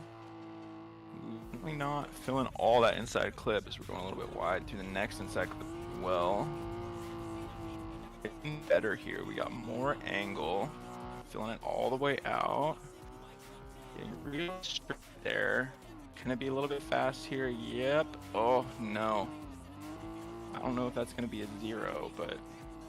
It might. I don't know if he Definitely a put 2 flaw. wheels off. I think the straighten would be the cause of the 0, if anything. Yeah. Not sure if it was full straighten or just a massive correction, massive mistake. Yeah, and I don't know what the judges' criteria for a straighten is here.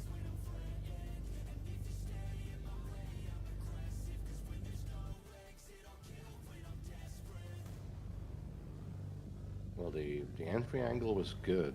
I am not really sure why did he Yeah, lose the angle. It's funny Maybe he because the lifted. whole first part looked good. It looked like it's a different driver almost in the second Yeah. half of the run. Unfortunate. I think the judges are probably trying to deliberate whether or not that is a 0.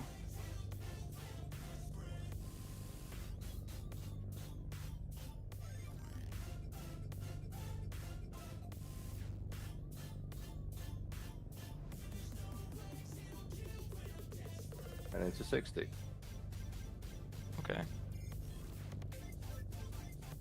Interesting. Because that was definitely a big correction, but I guess a lot of that score was impacted by the fact that first part of the track that he did was pretty decent. Right, so he could have, you know, a 15-point deduction and still put up a decent score, and that's going to help bring the cutoff down. Next up, Thomas Moss from Brazil, one of the few Brazilian drivers we have here. Oof. And goes immediately off, I think, with both tires. Looks like he's going to complete the run, at least for practice. Yeah, doing good in this outside zone. Deep on the island. Very nice Quite here. deep on the last zone here, yeah. Yeah.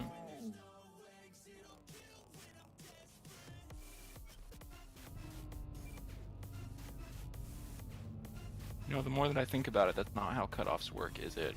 Low scores don't really matter. It's just how many high scores, right? Yeah.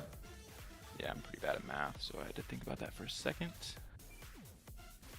Well, if most drivers put in low scores, then it does matter. Yeah, true.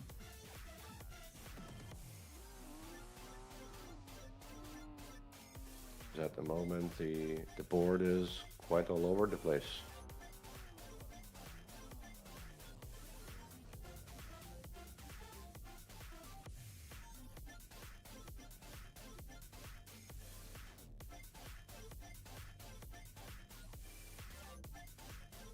See, Thomas waiting for round number 2. The score for 1 was 71.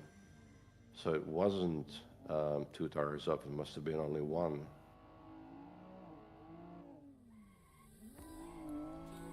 And I'm pretty sure it was another tire off at the initiation, just before outer zone 1. It's both inside clips pretty well and deep on this outside zone as well. No corrections here. Very good line there. Very good. Yeah, perfect in that last half. Smooth.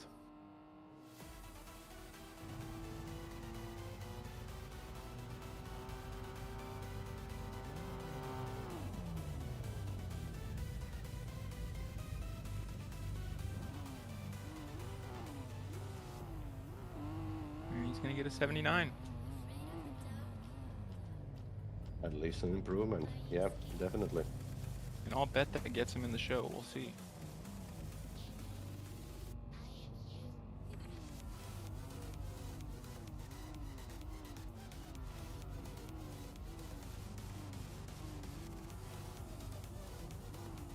Next is No, next is Bartek Madej from Poland. Bartek. Yeah. With Red Thomas.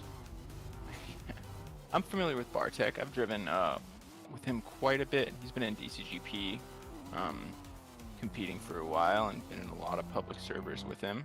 Nice guy. Let's see how he does here as he flicks into this first zone. Looking to catch a little bit of a bobble there, but as far as filling out the zone, solid across 3, filling it out. Nice snap to angle, a little bit too much angle. And a bit of another bobble. Ooh, almost a straight in there.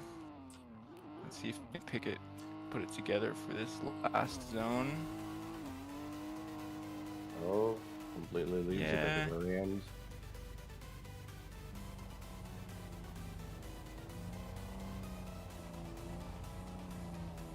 Definitely still a points run. I think it's always natural to just want to get the brakes right there, because you can fall off the track real easy leaving the island into that zone. But what you need to do is go wide, right, and just not let off. Yeah. It depends on how much speed you have when you leave the island, how soon you do the transition. Because I do the transition late, just to enter that last outside zone before it starts, basically just be on the angle already before it. Right, so that way you don't have to decel as much. Good on the outside zone 1 on this run though. At the very end of it, a lot of angle going through the inside clips. Bit shallow on this outer zone, but exits it deeper, hits the island deep. Good on this zone as well, just not that much angle, and also went a bit shallow on the end there. Should be an Shifting to improvement. third. He's using third gear there. Right, interesting. Which is that's something that I would consider if I was driving. Definitely, if you need that extra wheel speed, you have the option of shifting up if you can make it work, right? Yeah, if your gearbox is set up in a way that you can even spin the wheels on third gear. Yeah, without 2 just being way too high. Yeah. Looks like he's 70 on run number 2. 70.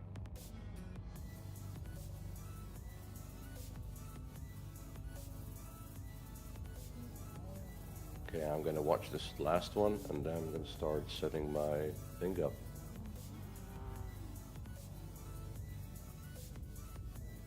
Gregors? I know this name. He competes in DCGP as well. Gregors. Zyweek, I think. Norway. Z. It sounds a bit of a Polish name. The Z throws me off, yeah. Yes. Good on first outer zone.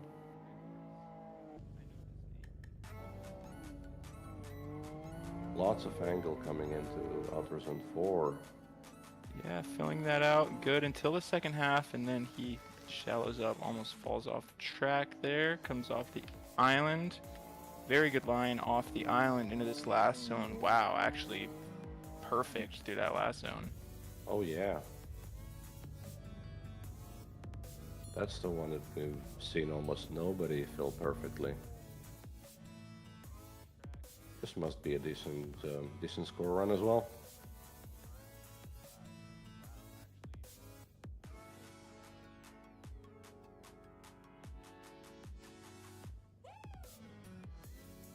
Yeah, those corrections in the first half. See how much they deduct from his score. Looks like it's an 85. Pretty good, pretty good. Decent. Lands him in the top 10 at least. Might have even be in the top 5 since at the moment 5, 6, and 7 is 85. Yeah, he shows up as number 5 at the moment. Oh, goes off. Oh, yeah. Cooked it a little bit too hard there. See, that's a mistake that I've been making in practice a lot. Yeah, and you can't just let off either. It's a matter of modulating the throttle, definitely. Yeah. But of course, it's kind of useless to even do it if you're 2 wheels off already, since it's already a 0. Oh yeah, it's a little bit late there. It's just if you feel like you're gonna overcook it, just go from 100 throttle to 90 for a second, rather than letting off or jamming the foot brake, because it's gonna throw off the rest of your run. And he gets a 0 for run number 2, but he puts down good score for the first run, 85. I probably just wanted to go for those extra points for round number 2. Yep. Since probably an 85 score definitely qualifies you for top 32 already. I think that's for sure already. Then he just maybe wanted to get some extra points, maybe to qualify higher.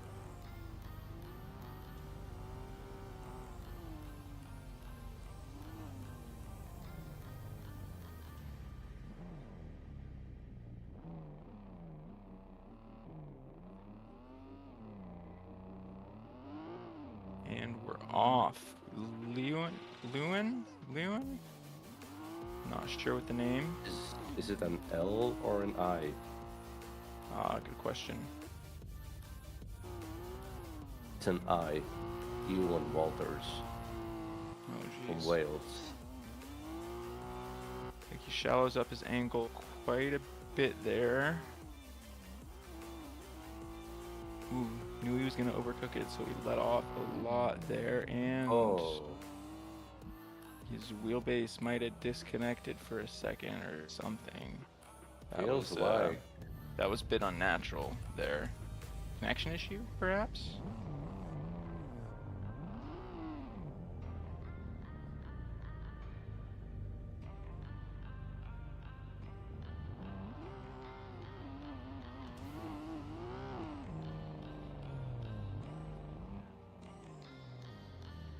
Might have been. 'Cause it looks like he's completely gave up on that at the very end. Now he's, I don't know, really hard to tell. Looking at the spreadsheet, yeah, he's from Wales. I don't know how good of a connection you would get from Wales. Anyway, we come off of inside clip 3 into outer zone 4. Looks like we're starting to put it together a little bit better here. Oh, same thing there. Man, that's strange. That must be a connection issue. I don't know. I don't even know, right? Normally with a net code like that, you would visually hit the wall or something, but then in reality, you didn't, right? And it would come back to you being online like normal. But with him, it looks like he actually did hit the wall. Right. Not we sure. got 2 more drivers left in this group, and I'm coming up in the next group, so I'm gonna go get ready. and get my stuff ready. For sure. See you somewhere towards the end of Group E, because I think I'm gonna reconnect before it ends. Sounds good, buddy.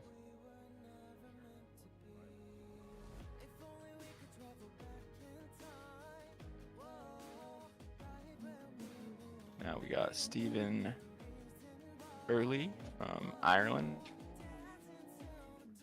He's running quite a few comps, looking at his information in the spreadsheet. A little bit shallow on that first outer zone. Okay, looking good through 2 and 3 though. Into 4, we're also coming up a little bit shallow here. But we're keeping it together. Hitting the island, coming into this last zone. Ooh, it's good, but he has a bit of a bobble. Struggling to keep his momentum.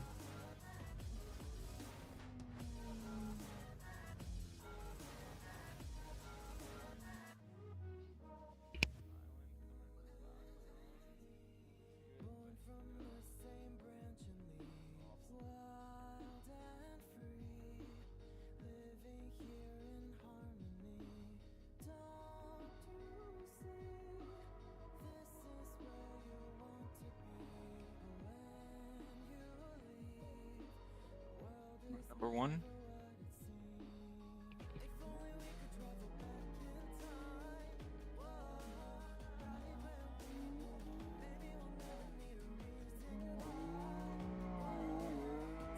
Just flying off the run up, but looks like he didn't manage to give it enough handbrake or foot brake to get into that first zone completely.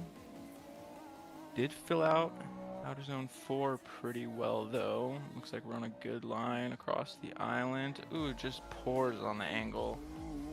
And it overflows as we miss that last zone, or second to last zone entirely, and then get on the last zone.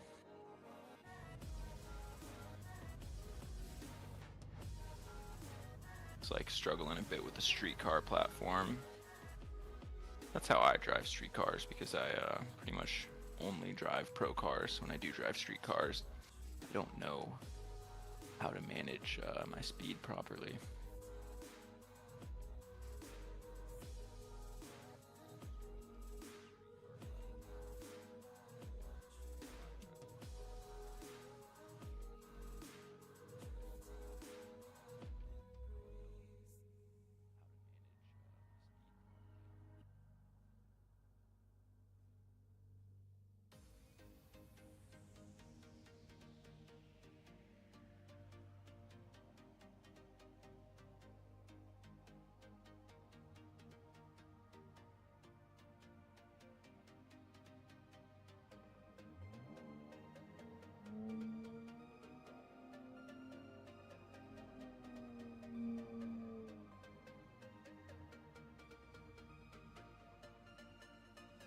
Don't only drive Mayhem, yeah. Yeah, I feel that, or like Ebisu.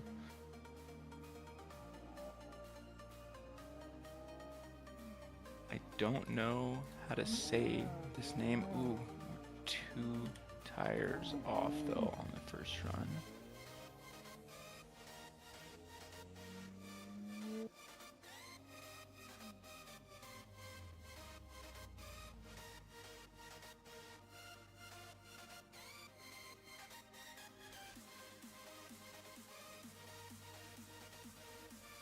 Like he is from Latvia, and experience on the spreadsheet he just has super beginner written, so this might be his first competition.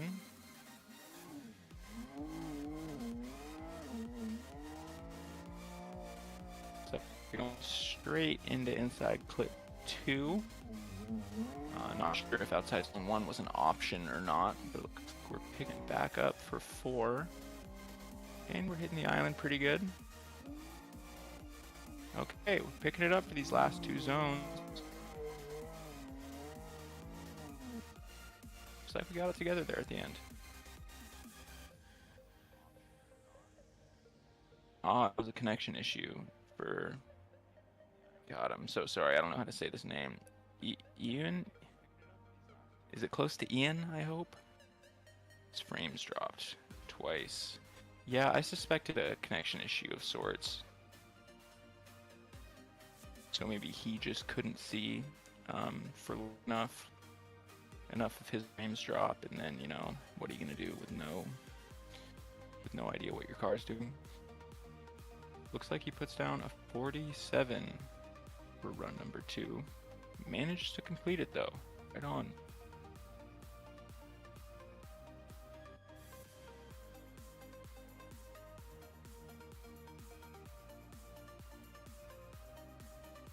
And that's the last of this group.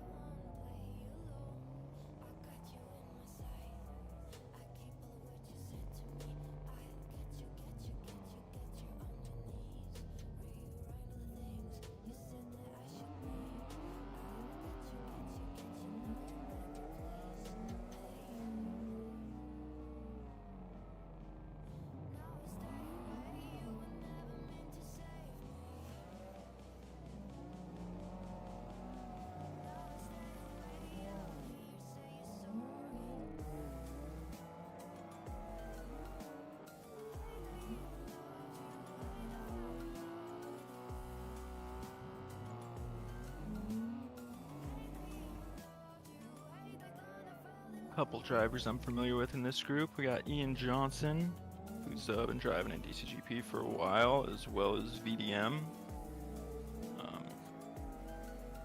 Driven with him as well as commentated with him a few times. Commentated for him, I suppose. As well as Andres Kleinbergs, another driver in both of those competitions. Same thing. A couple of very good drivers.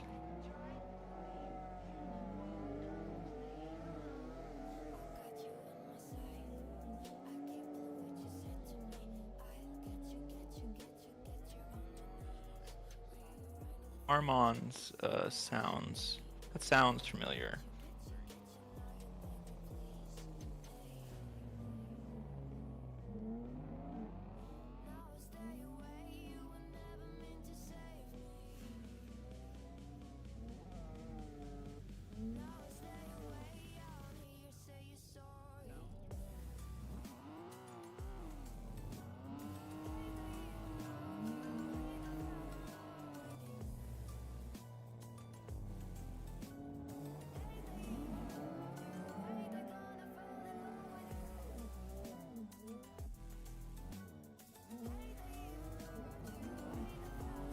Armand's is he has the semaphone. Never mind. Sorry, I'm an idiot. That's it sounds familiar because he's in the competition, working in the competition as well.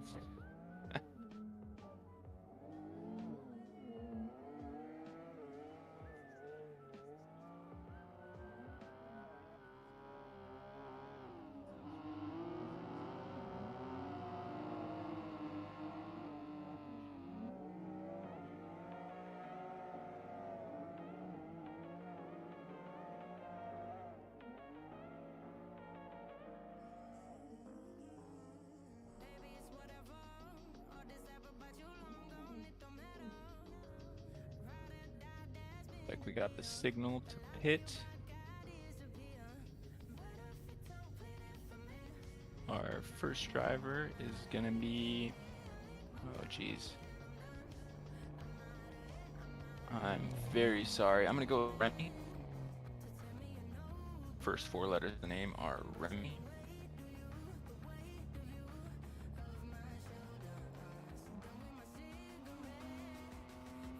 And off the line.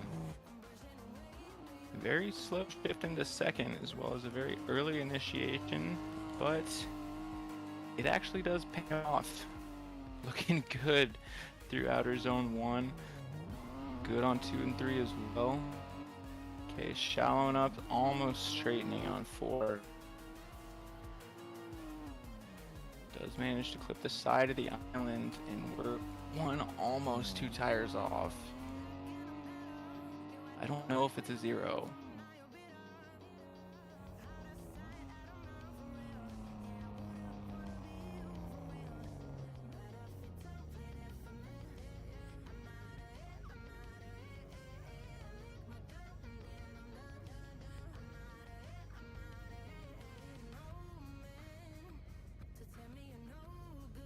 Looked very good in the first zone,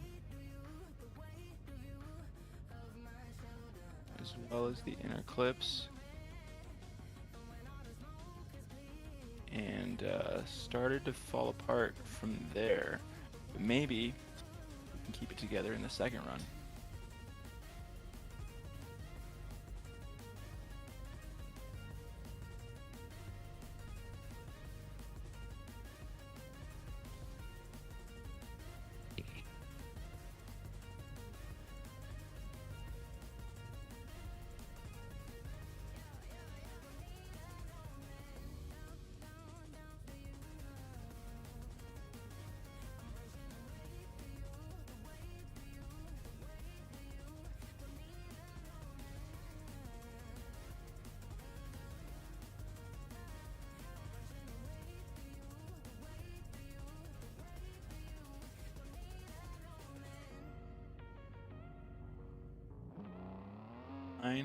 On run number 1.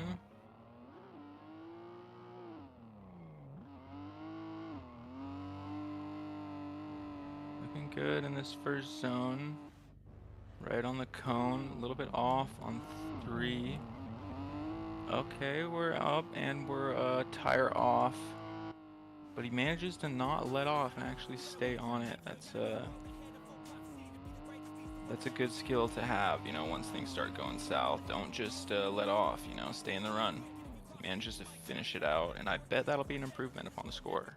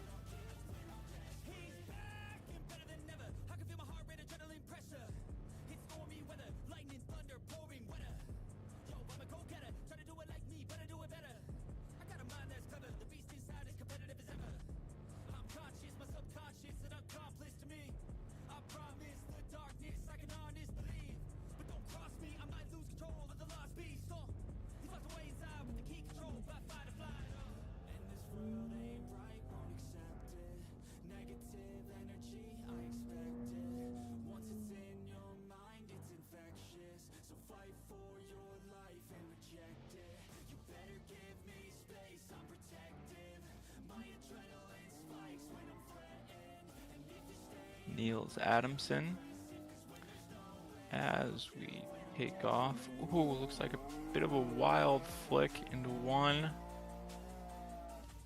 Let's see if we can keep it together coming into 4. Looks like some pretty erratic steering inputs going on.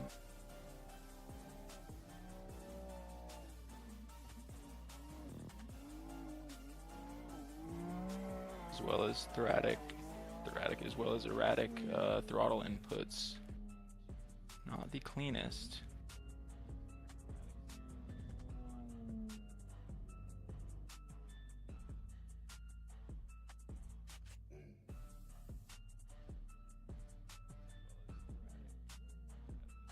Looks like Niels is from Latvia.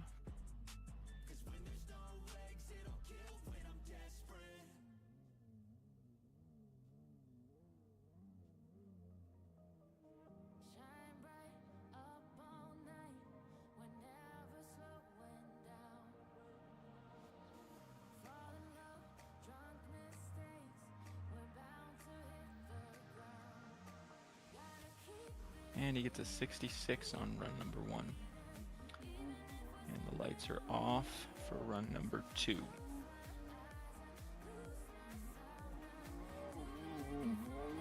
Seeing the first part of the first zone and all of the first zone. We do hit inside clips 2 and 3 though. Okay, starting to look better.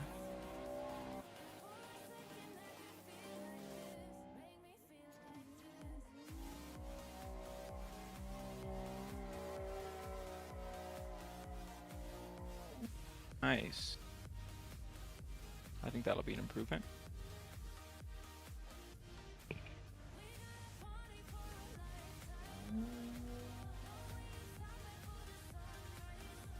Improvement, a 68.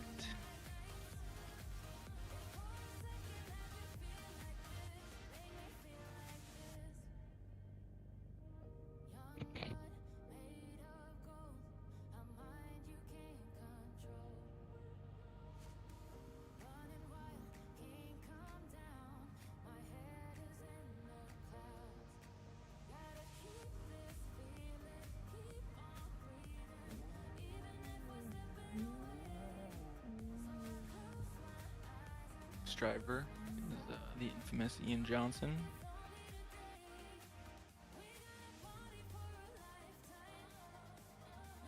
Ian always does very well in every competition I've seen him in, is he's just drifting off the line, holding nothing back, and he actually manages to keep his speed and stay in this one. Managing his grip and angle very well. Bit of a bobble there,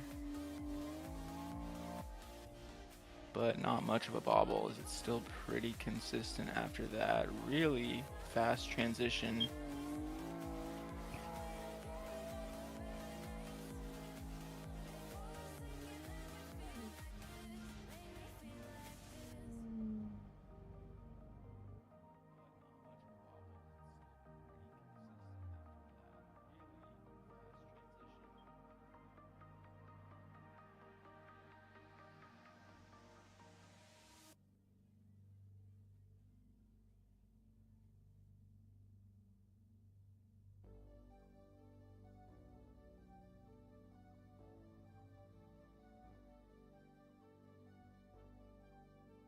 .84 on the first run. Yeah, I think those inconsistencies, a couple of bobbles, managed to hurt him quite a bit there. So much angle here, as we're trying a bit of a different strategy with the run up on this one. A lot of handbrake there.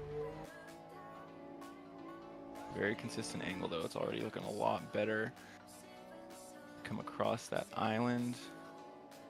A lot better of a transition there. And a little bit of an inconsistent angle at the end, but I think that'll definitely be an improvement.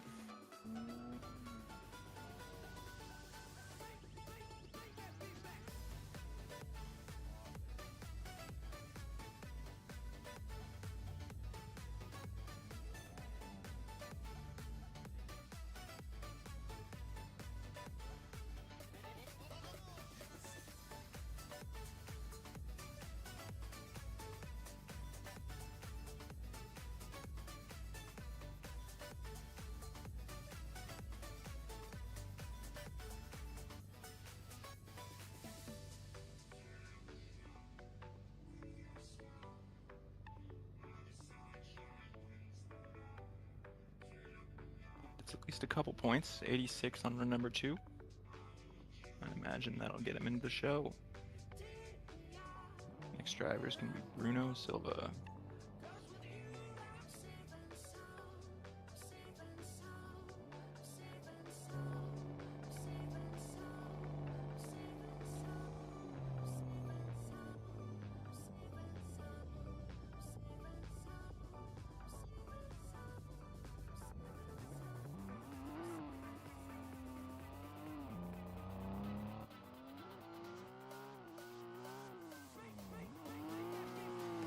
Good, that initiation. Might have left it a bit early though, as he comes across 2 and 3, solid. Missing the entire first part of 4. Nice and wide across the island though, setting himself up well for this last 2 zones. Shallow, but he's there. The angle's consistent.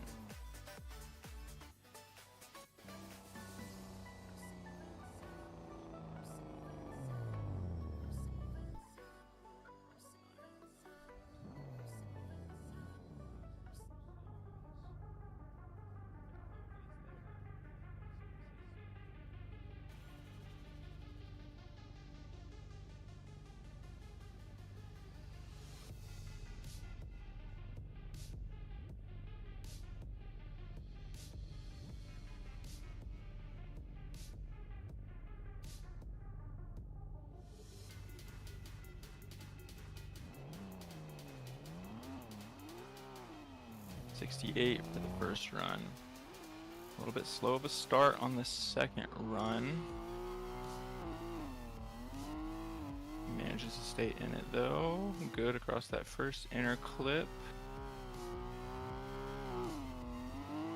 A lot better on 4 this time.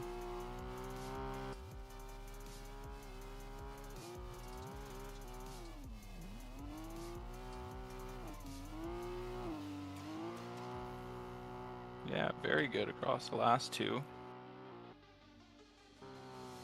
And like with most drivers, I think that'll be an improvement. I think I've said that a lot tonight.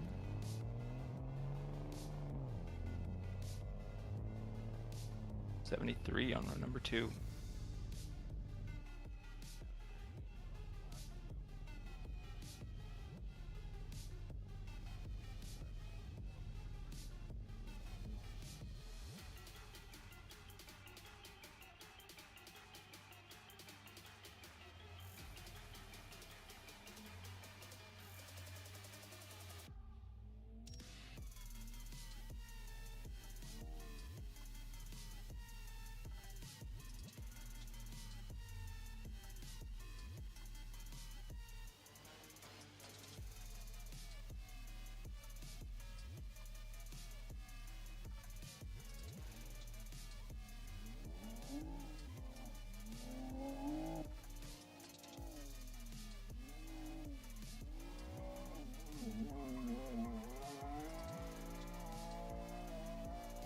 Next driver, Sergey. A little bit late to this one. Ooh, dropping a tire there. Not two though. Manages to keep it together. Coming back around. Missed the island. Might have been completely. Bit of an erratic transition. And that last zone completely as well. But it will put a score on the board.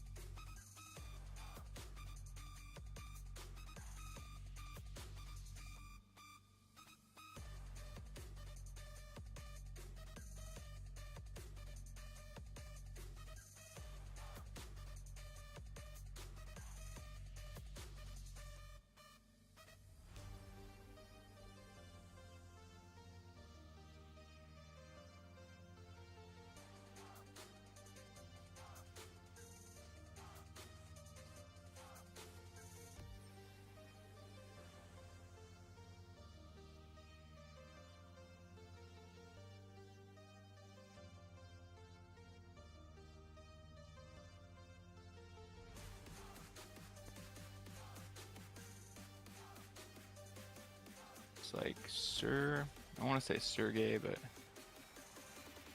I'm very sorry to all the Latvians out there about the names.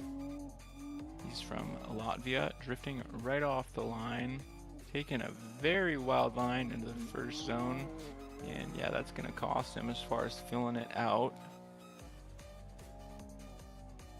Just pouring on the angle.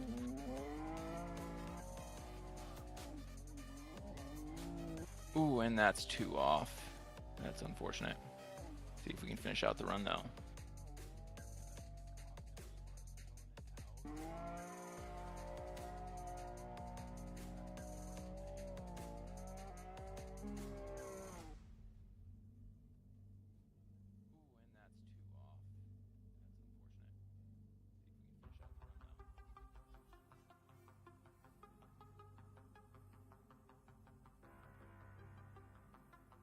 Ooh, 42 on the first run and a 0 for the second run.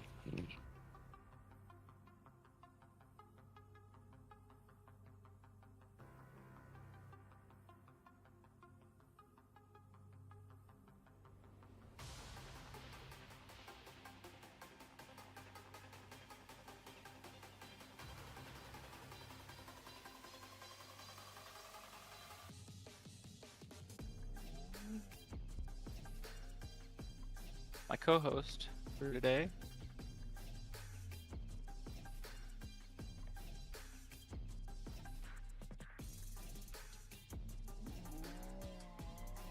Edwards Red Mice, as he's trying not to spin his tires too much off the line. Oh, and he's 1. Oh, and he's 2 off. That's unfortunate. He will at least take the practice though, finish out the run.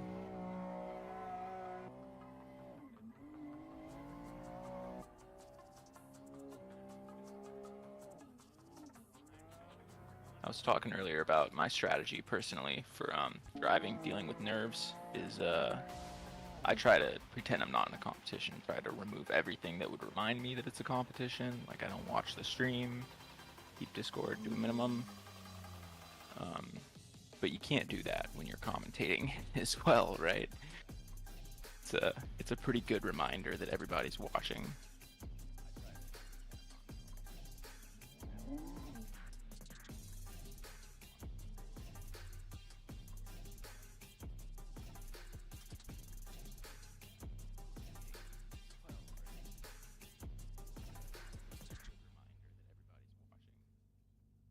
And here are the lights. I don't know if his lights are working. Must not be. So he gets the go in the chat and he takes off.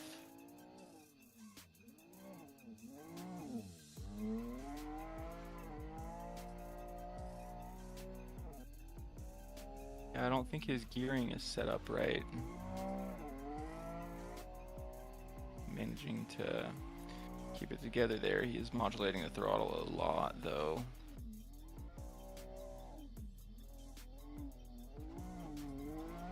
Oh, and there's two off and into the wall. It's unfortunate.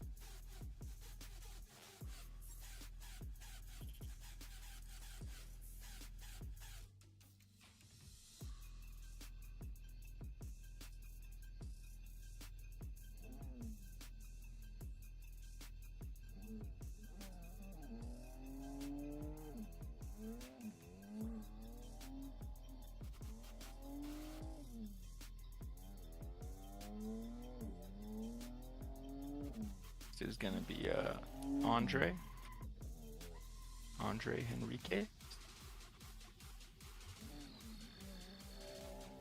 Andre is from Portugal with AC Drift Unity. Okay, one tire off on the first zone. Decent consistency with the angle though, looking good. Nice and tight on number 3. In 4, he's shallow, having to shallow up the angle as well to stay in it. Ooh, almost straight in there.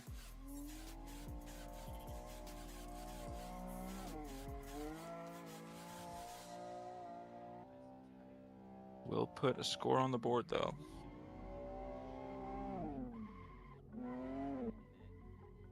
I am back. What did I miss?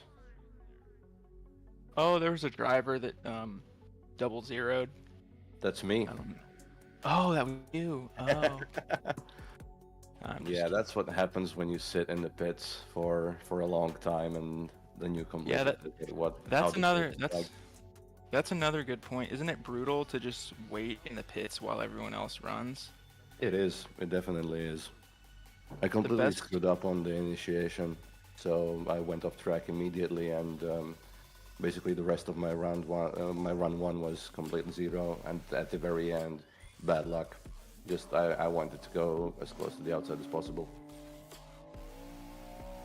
That's rough when you gotta sit in the pits and wait. I think the best I ever did in a competition was when I was the very first, and that's pretty rare for that to happen. Oh yeah, I was hoping to at least set some kind of a score. I really wasn't looking forward to double zeros, but it is what it is. It is what it is indeed. Andre's looking a lot better on his second run here. Oop, a little bit of a bobble there. I think we'll see some improvement there. Yeah, I do it's hope hard. more of these street comps are being made. Yeah, absolutely. You don't see a lot of these. I think it's great. Especially for drivers that are newer to the scene and don't necessarily want to jump straight into like DCGP or the likes, but still want to compete in some fashion. Oh, yes. From the Excel sheet with the data, we can already see that a lot of drivers have specified that they're beginners as well. So this is Yeah, sort that's of thing great. that attracts beginner drivers more. If you've only driven like WDC, streetcars, or Gravy Garage, and the likes, I know that's all I did for my first year or so driving. Yeah, exactly the same. That's where I'm coming from. Next is Andres Kleinberg, who I'm expecting quite a bit from. Oh yeah, Always been a great runs. driver. Yeah, he Lot did of pretty good good in runs in practice. VDM. Oh, a little bit of a shallow there, but he does stay in the zone.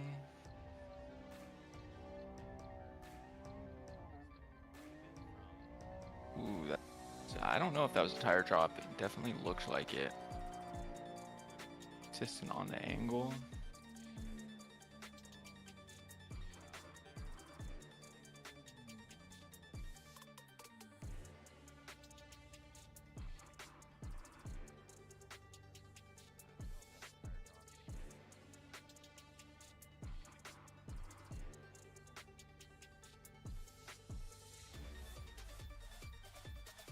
Andres is from Latvia.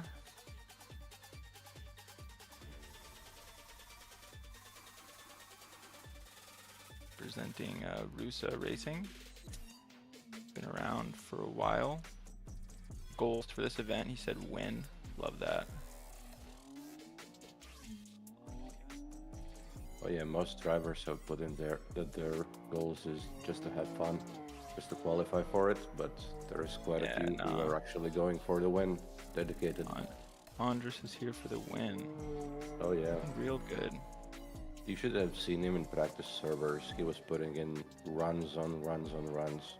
It was really hard to catch him when trying to chase him.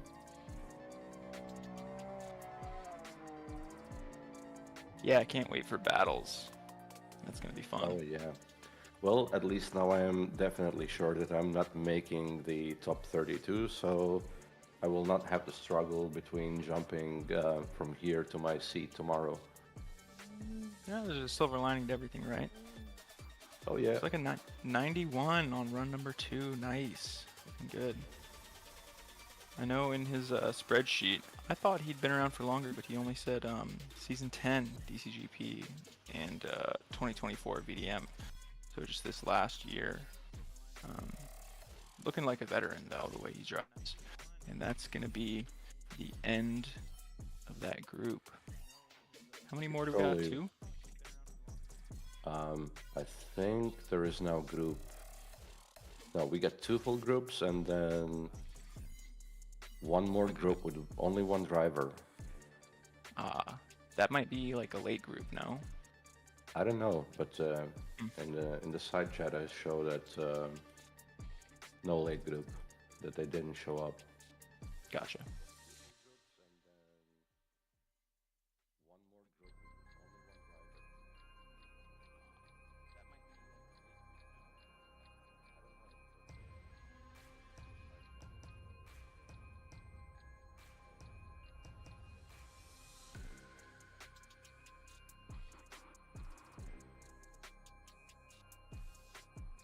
Oh yeah, now we finally have our cutoff score. At the moment it's 53. Oh, we got a drop zone. Okay. Yeah.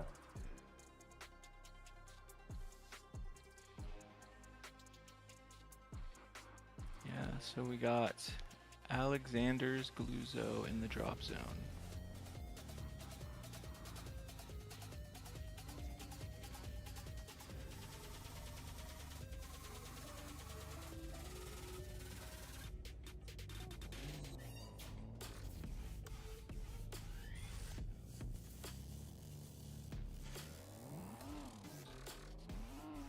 So they call this Biker Nicky Stadium. Is it just like on the same property as like Biker Nicky, regular? Biker Yeah, Nicky? it is. Okay. Because When I saw Biker Nicky as the track, I was expecting just like a different, the same same tarmac, but this looks like it's like a skid pad. Or like a karting track. I honestly don't really know. Yeah. I have to admit I haven't been there myself in person, even though I'm Latvian and I have lived in Riga for quite a few years. Oh, I it's in still your haven't city. gone there. Yeah, you need to go. Not in the one that where I live currently, but it's next to. It's like 20 kilometers from me, so I definitely should go to at least You should have some went to of the Drift races. Masters. Yeah. Oh, I should have. I wanted to, but I had other plans for the day. I was quite Yeah, that was anxious sick. that I couldn't. That was sick. Drift Masters there.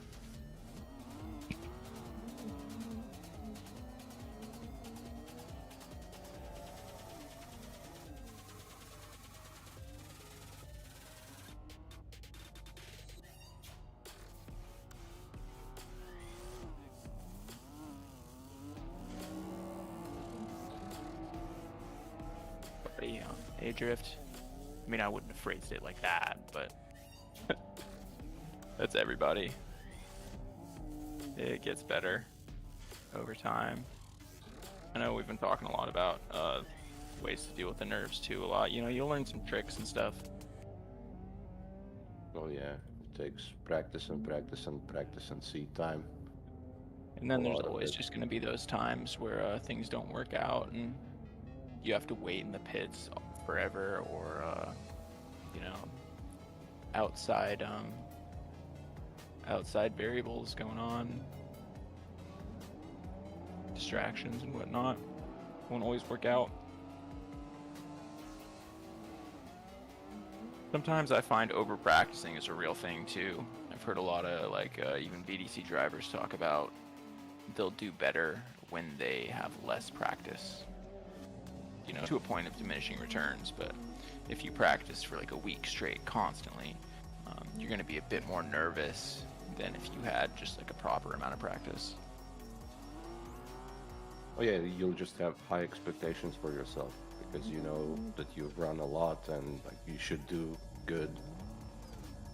Yeah, a bunch of different muscle memories that can actually interfere at a certain point, you know.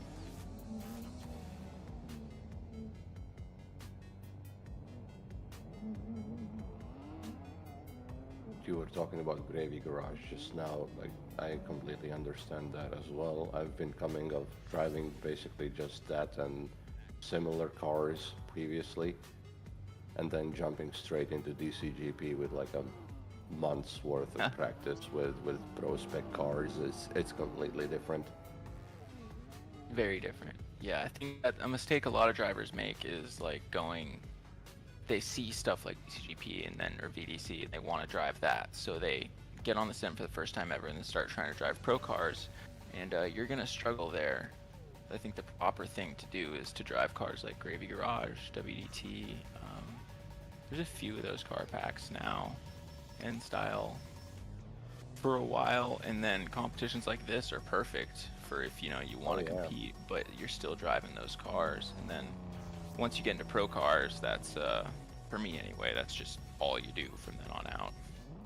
Oh yeah, I do think though that still, since DCGP4 at least gives you an option to participate even without any prior competition skills, you should still get into to get rid of the nerves.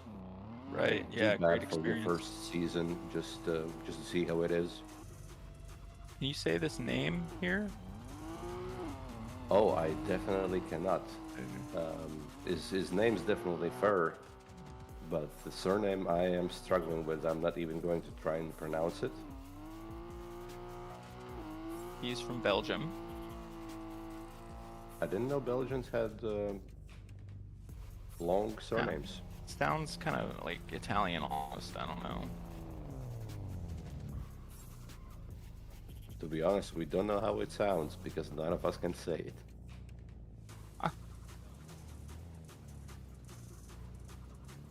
What's up, Vosan? What up, what up?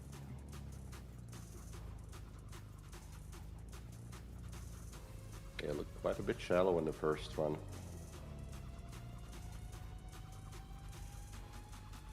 went deep only on the first part of the last outside zone.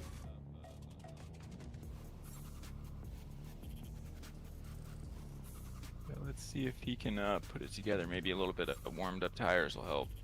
Too. I haven't seen anybody warming up their tires before the run. I'm not sure if that's allowed or not.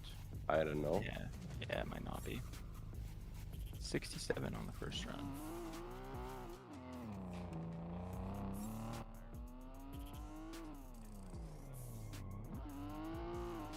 Not too much angle on initiation, and doesn't really fill the first outside zone a lot. At least enters it well, but exits way too early. It's the inside flips good, and the transition was decent, but also shallows up on this one too. Not a lot of angle in total. Yeah, running very shallow here. Looks like he's just hesitating a bit. Yeah, he doesn't want to repeat my mistakes and zero it out.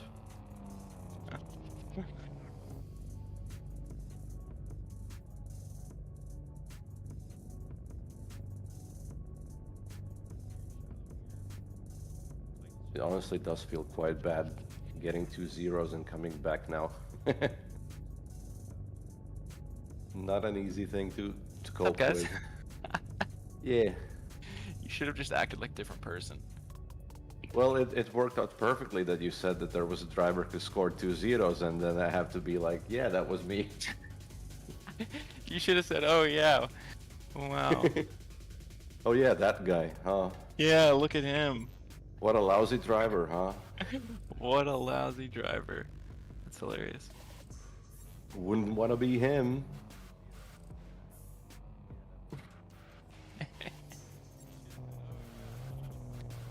Next driver is Walters. Taboons? Tabuns? Taboons. Taboons. Tabun. The Buns. Mr. Buns. The Buns.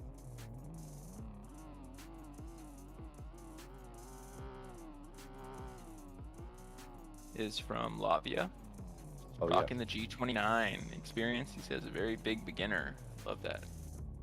And then additional information. He says, Armands, how much do I pay you for some extra points on quali? Got jokes? I think that was someone else. His additional info is to don't put him with a good driver. But he unfortunately zeroes out on the initiation already. Oh, I screwed up He's learning from me.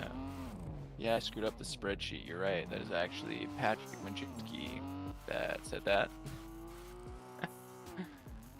That's funny.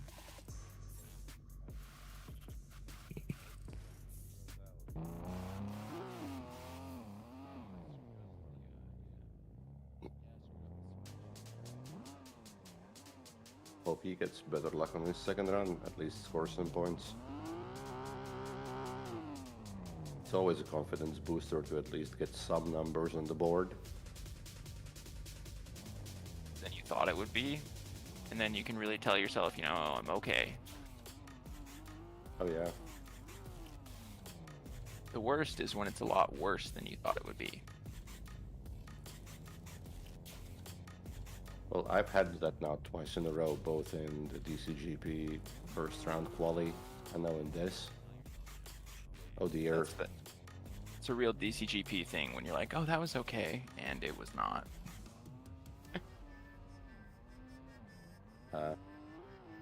What's up with the camera now?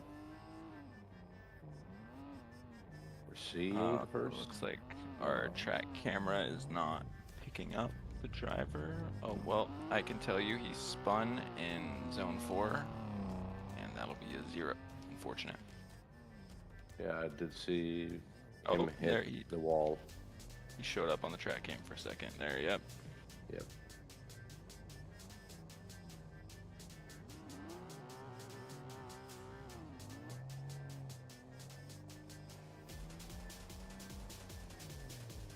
Yeah, it looks like he is now trolling. And is being told to pit. I don't know if we have the authority to kick him. Yeah, it looks like we got a vote going on. I guess nobody's admin to just do that. Looks like he just left the pits on his own. Oh, and he is kicked. Yep. That doesn't happen often. No, especially in a paid competition. You don't see that Exactly. a lot. You will have to come back under a different name, I imagine. Probably. Let's not do We'll that, guys. We'll have to get his passport changed.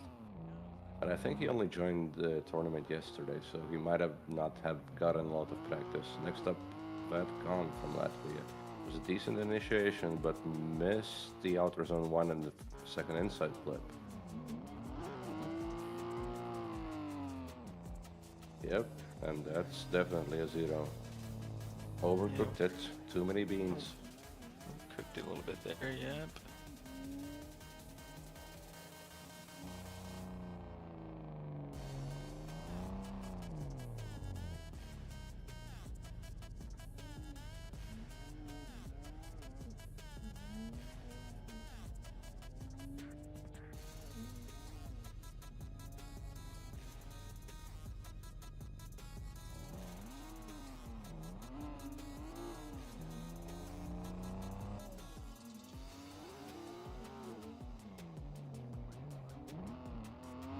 And also a mistake on the second run, unfortunately, immediately on the initiation.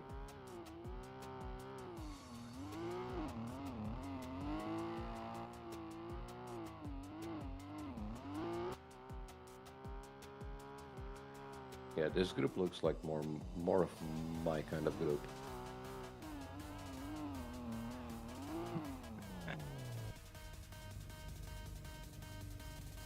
I say that, but then there's Nico Stelea coming up in this group as well, so Oh, is he in this group?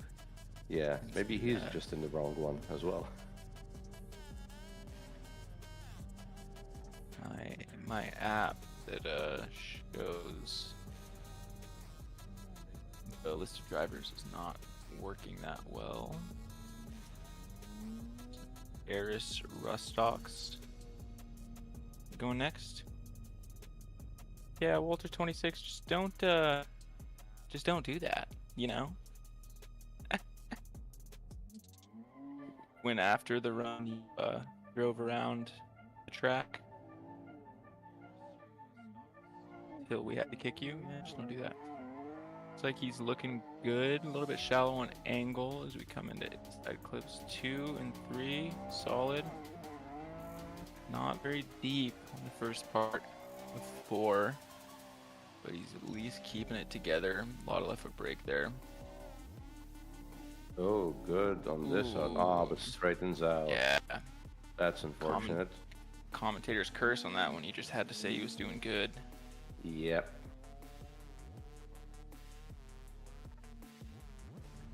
Looks like also some bugs happening that he's getting some grass with him.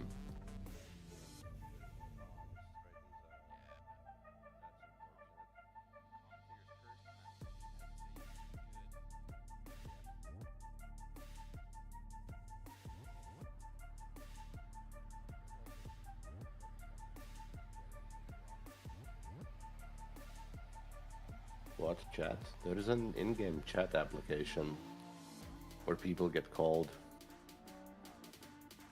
Yeah, regardless if it's the same guy we're talking about though, just don't make us pick you from the game. Oh yeah.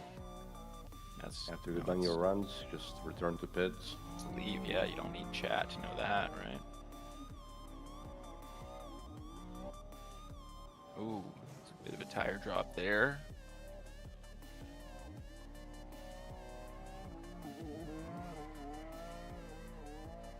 And now I Actually can good say across that he those. filled. Yeah, they all Yeah, filled that was good. nicely at the end. I didn't want to jinx it again. Definitely some points.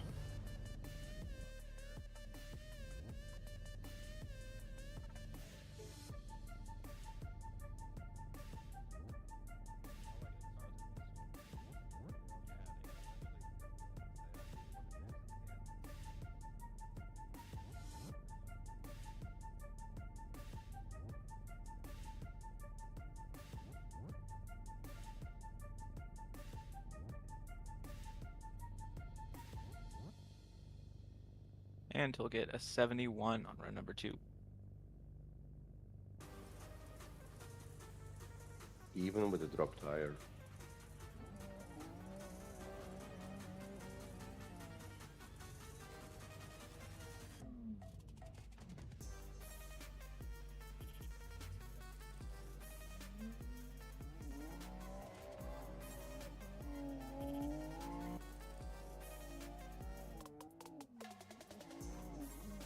Up Daniels Baumanis,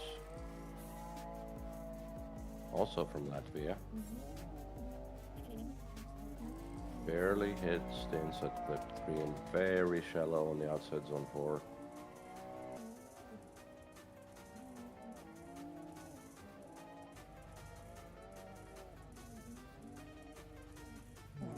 Letting off the throttle a lot there, causing him to shallow up quite a bit. Finishes it out though.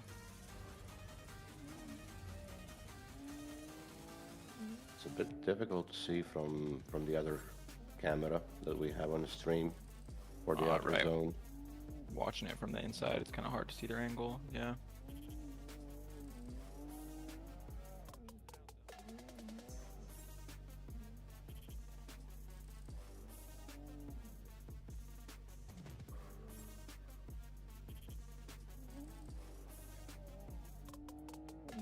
Waiting for this replay to finish. We get on with run number 2. 75 on the first run. Decent. And we're off as we flick into outer zone number 1. Not filling it out all the way right off the bat. Staying at about halfway into it. Throughout. Hits clips 2 and 3. Flicks into 4 better. Looks like we got both tires in the zone for at least some of it. Good across the island, as we may have dropped one there, I'm not sure. Shallowing out, but keeping it together across the line. Deep on the end as well there. I did not see the beginning of last outer zone, but the end of it looked good. If you guys recognize this guy's name, he was actually a semi-pro champ in real life in Latvia, so he's going to get a 79 for run number 2.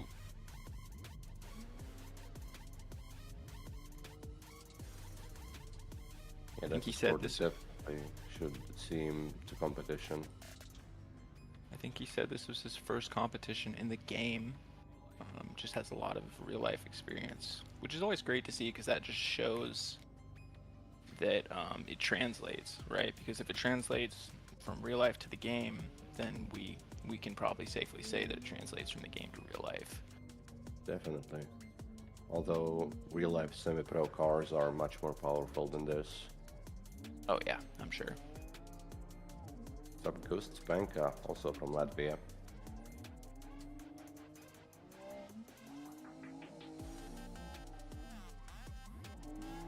Good initiation and good fill on the first outer zone.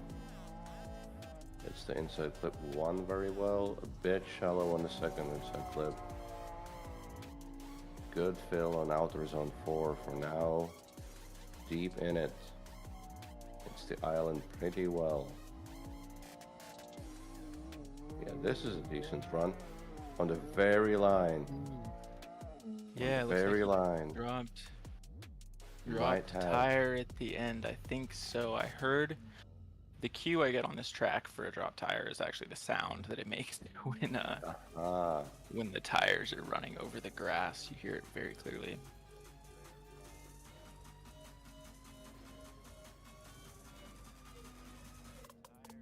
Might have been not the full tire, but just a half of it maybe. But yeah, that shows some confidence, definitely.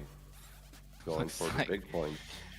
Looks like one of the judges in the chat just had to say, "Do not do donuts in the pits." I didn't notice, but apparently one of the drivers was doing donuts in the pits. That's funny. Yeah, I did notice that with the corner of my eye a bit. 82 And- for run 1. Let's see run 2. Could have been a bit deeper in outside zone 1.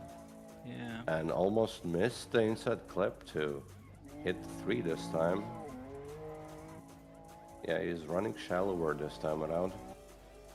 And it was definitely a tire drop in outer zone 4, hits the island. Oh, And one drops off and both. 2 off. Yeah. Yeah, that's unfortunate, yeah. But not that unfortunate because an 82 may be good enough. I think it probably will. I think it will be.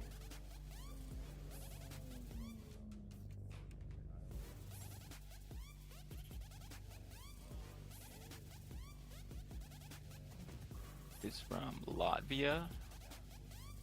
Yes.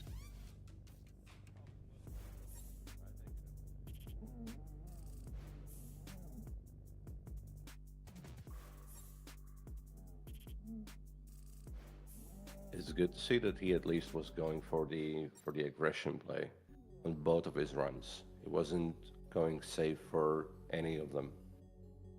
If you put down a good enough score in run number 1, you might as well send it in run number 2, especially in a bracket like this one where doing better in qualifying isn't going to help you a whole lot, in most scenarios, versus a bracket like we use in DCGP. If you are a top qualifier, you'll actually bypass the first battles, right? Oh yeah, top 16 drivers do that, right? Yes. Might have been a tire drop for Thomas on the first zone. I am not really sure, but he goes really shallow on this one. Comes back into it and drops another tire, maybe even 2. Fills the island properly. And quite shallow on the last outer zone. If he didn't drop 2 tires, then it's definitely a points run, but it might have been 2 tires off, I'm not really sure. Couldn't see the other side of the car here.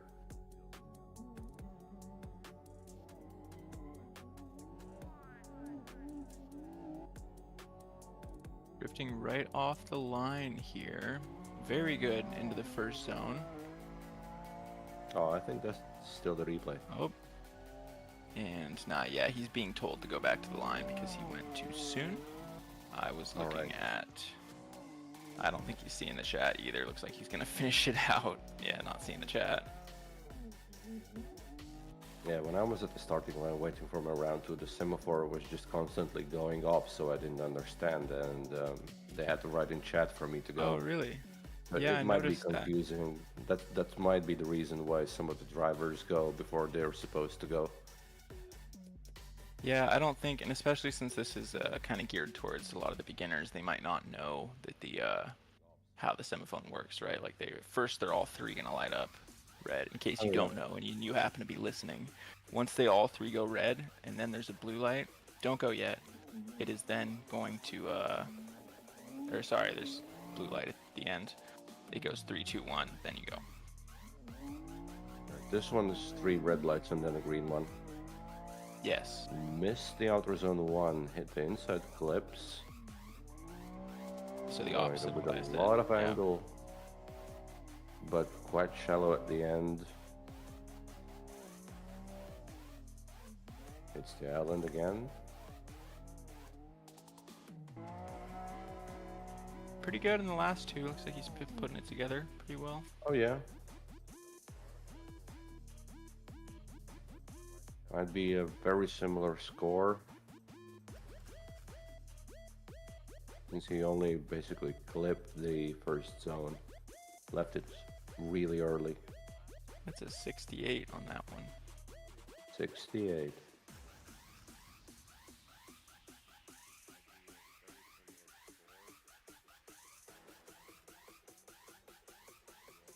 Yeah, I think the semaphore actually is different from what most are. It's 1, 2, and 3. It's 3 reds and then a green on the bottom. But do they count down though, right? I think so. Or they count up. It's like 1 light, then 2 lights, and 3 lights. No, they count down. Yes, they count down. First control light is the top red. So that can be kind of confusing to some. I think that was the last of this group. Yep.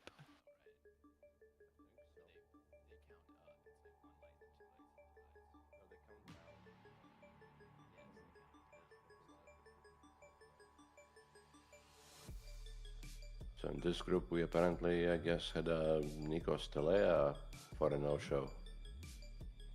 Oh, it's unfortunate. Don't remember mean, that's- seeing his name on the track. I never saw it in the list either. Yeah. Right. That actually is fortunate for everyone else, but unfortunate for him. Indeed.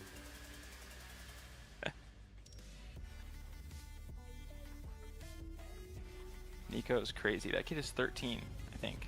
Or 12? 12 or 13? Something like that. 12 or 13, I'm not sure. I did not know about him before the round 1 of DCGP at all. I had to look him up. He is a shredder, and VDM he did especially well in too. Yeah, kid can drive. Oh yeah. Him and Daniel Andreev both about the same age, you know, junior high, and just absolute robots on the wheel. It might be completely different when you're coming into sim drifting as your first experience with cars, and when you haven't driven a real car before, when you just approach it as a game basically, and you approach the steering wheel just as a controller, it's completely different if you with no don't like have a license. with no preconceptions about how driving is supposed to work.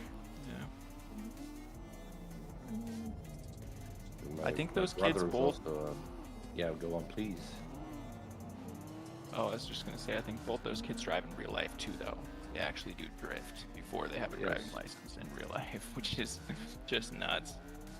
Oh yeah.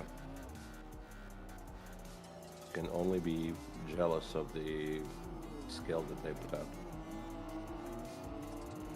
It's the opportunity too. Oh yeah. Saying the same with my brother as well. He jumped into sim racing before he ever drove a real car, and he also approaches it as a controller, and he does find his way around pro spec cars in Assetto way faster than I do. Yeah, I could see there being some advantages to that, definitely. And nerve-wise too, you wouldn't have the same nerves, probably. Well, maybe, I don't know, that I could be wrong about that.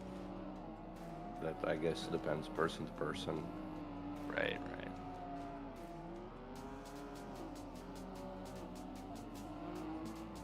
Drifting too with preconceptions like going too fast means you need to give it the brakes. It's not necessarily true in drifting. Yeah. And counter steering itself, when you've driven a real car on the roads, counter steering feels counterintuitive. Or just letting go of the wheel at all, right? Yes. Yeah, for sure.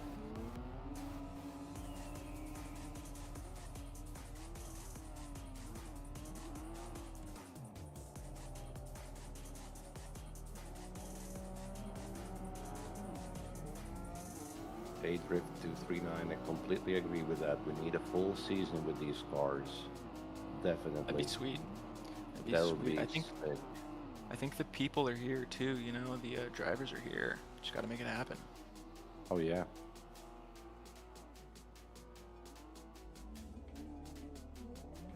With almost 60 drivers registered for this, Yeah, that's great to see. I think we didn't fill up the full 100 spots just because this is the first time event, and they just needed to see that this is fun. And I'm willing to bet that for a second event, if it would be organized, a lot more drivers would show up. And we're just in quali too. The fun is yet to be had. Oh yeah. Tandems are gonna be great.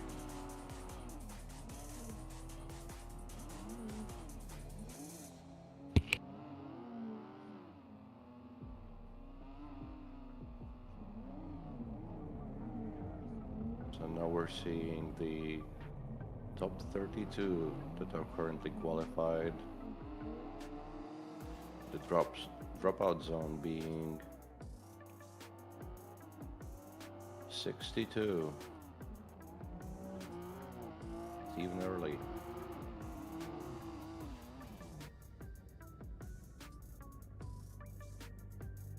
So let's see if we can hit 70 for the dropout zone with the last group left.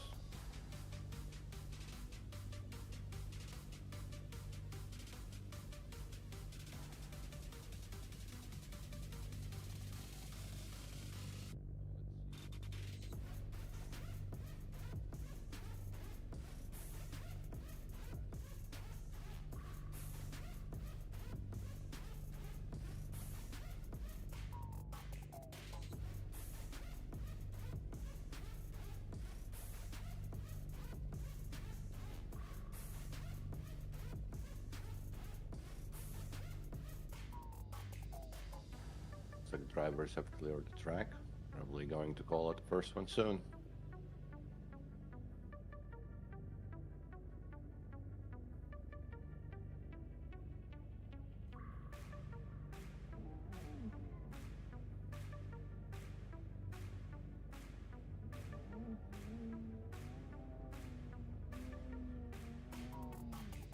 Okay, we got the first one coming to the line from Romania, Jakub Sandor.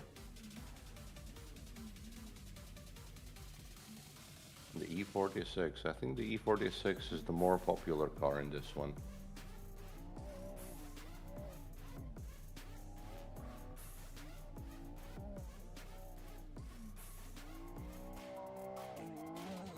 First initiation and fills the first zone pretty well. It's both inside clips. Might have been a tire off on the outside zone 4 at the very beginning of it. Definitely a tire off at the end of out of zone 4. From my angle, hard to see what he's doing here, but the end looks great for the last outer zone as well. Definitely a points run. One tire off in one or maybe two places.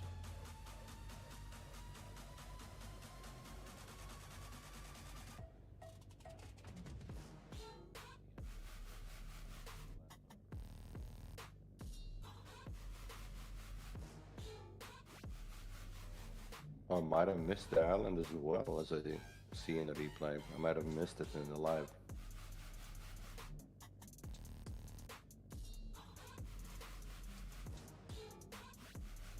Just waiting for a score for round 1.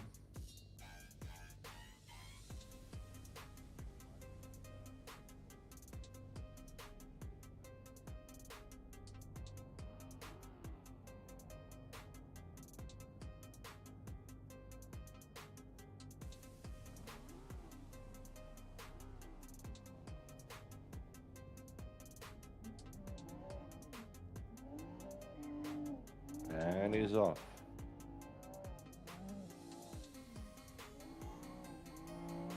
Might have dropped Too the tire. early. Yeah, He's I being think told to it go might back be to the too line. early. Yeah, he went off before his score for round 1 was in. I don't think he saw that he has to go back to the line because he just crossed it as he's going. Yep, he definitely No, I didn't think see. that's what's happening to all these drivers when they start going, and then I guess they don't have chat on the screen. Yeah, might have been a semaphore issue, but yeah, he's returning to pits. He doesn't know. Well, he did score a 71 for his first run, so at the moment he's still in it. Yeah, guys, if you're watching or listening, wait for the semaphone to happen. Even if you see your score, not enough. Just wait for the semaphone because your replay might still be playing on the stream, and we're not ready for you to go, as well as the judges are not ready. But So that's the just, thing that I already said, that the semaphore is, for me at least, it was going off constantly when I was waiting for the score. Yeah, that's right. Yeah, I do have my chat on. I just might have missed it. I don't know, because in VR, as you know, it's completely different. I moved my chat to the right side so I can see the semaphore and the chat at the same time. But I must have somehow missed it. Right, having Okay, chat next. up is at least good. Maybe we can have him do it in the chat as well. Yeah. Next up, already going Mati Slotis from RTRiga, fills outer zone 1 very well. It's inside clip 2 and 3. Good angle, but quite shallow on outer zone 4. The angle's decent though, and that doesn't do any corrections. And goes deeper on the last outside zone that he started it in. Definitely a points run, but definitely not the best. Room for improvement. It's consistent at least. Oh yeah.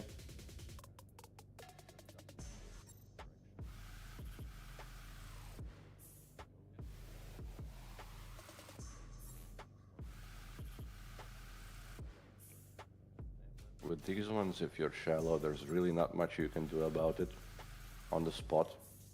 You better just keep it. Yeah, just stay shallow, probably. You know. Yeah, better just Stay consistent with keep your it angle. going as you're currently going.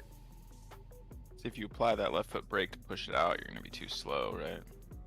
There we got the semaphone going 1, 2, 3, then green. See how that works now.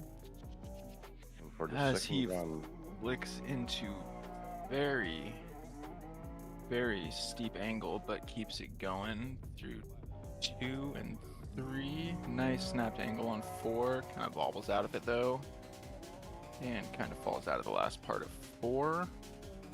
Across the island. Another good flick to angle. Might have been a tire drop there though. Nice together across this last zone. yeah, decent run.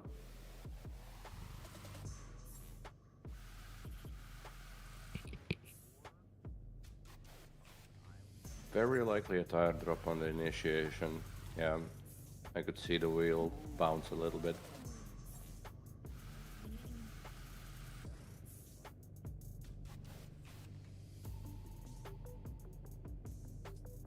And it's an 84. Very good.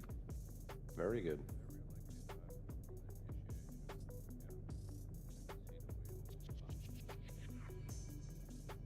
I like the name Mattis. Good name. But his surname translates to bear. Is that right? Yes. Yeah, he sounds like he would be good at drifting. Oh, he is. Next driver, Edvins. So we have, yeah, Edwin Stanimachonoks, also from Latvia. Oh No my team gosh. affiliation though.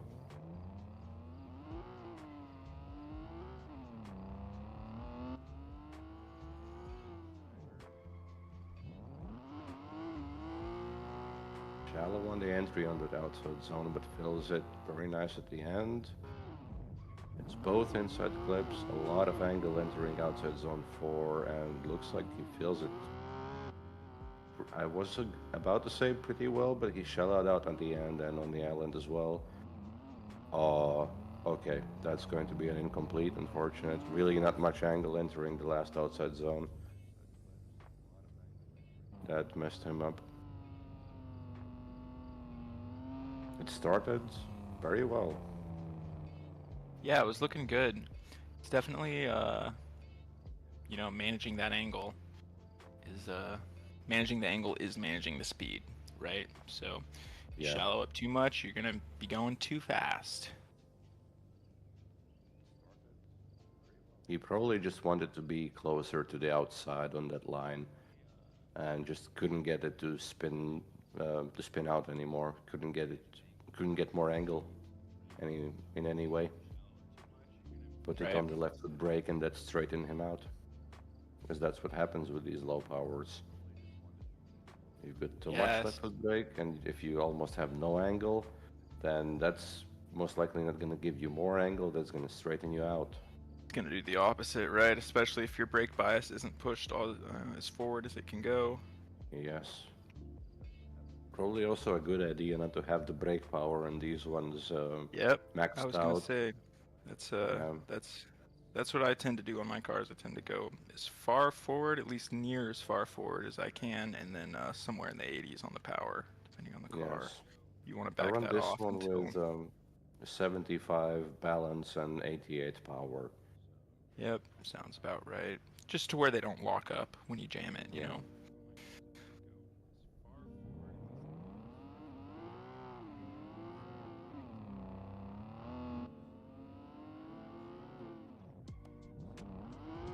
I really don't see the score for run number 1. It probably should have been 0, but Number I didn't put it 1 in. But is this 0. is number 2.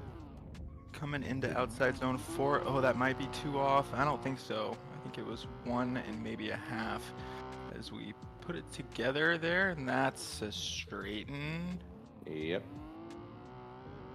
We'll see.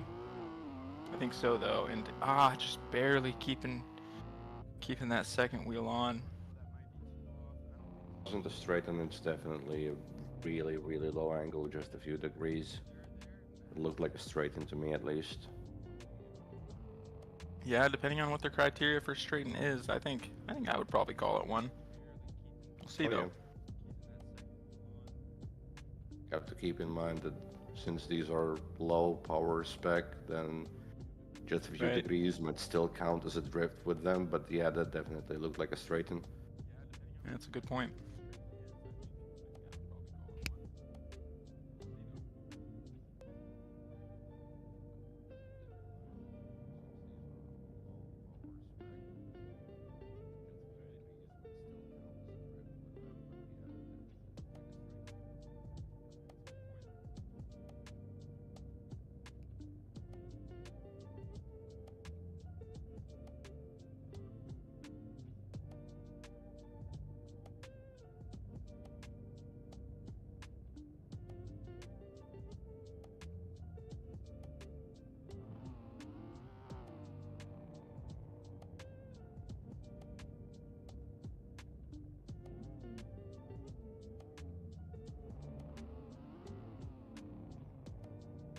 Just waiting on a score here. Oh, he gets a 0. In both runs, it looks like. Yeah, I think that was, they're going to call that a straighten. Right. Unfortunate, because up until that, it looked like a decent points run. Might have even qualified for it. At the moment, drop zone still stays at 65. Next 65, is it? Glan from Mongolia as well.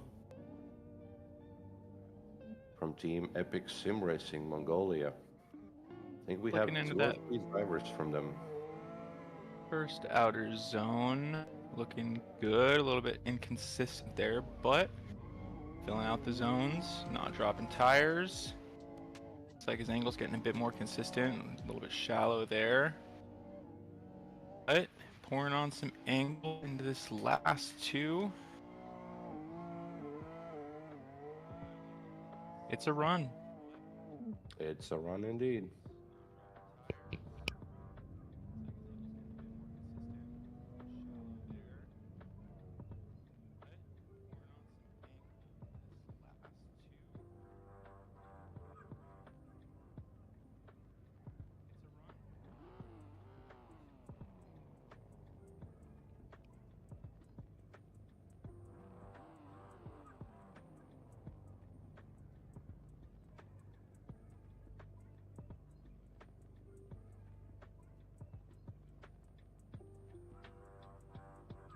Waiting for the score for that run number 1. Probably should be getting into competition with it.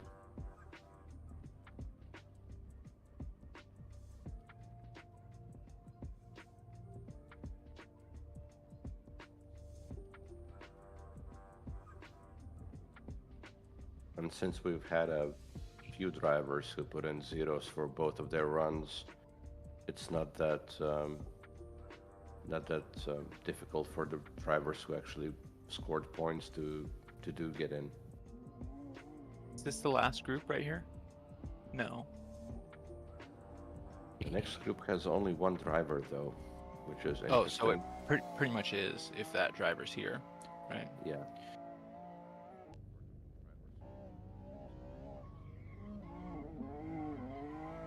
Decent on the outer zone for this run.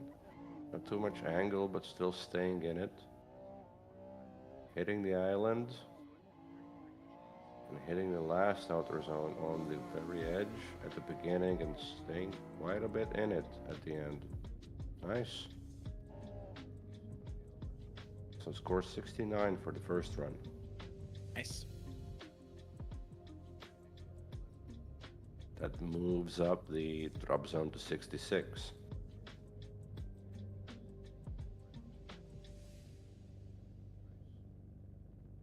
And a 72 for run number 2. Nice. That could put him in the show.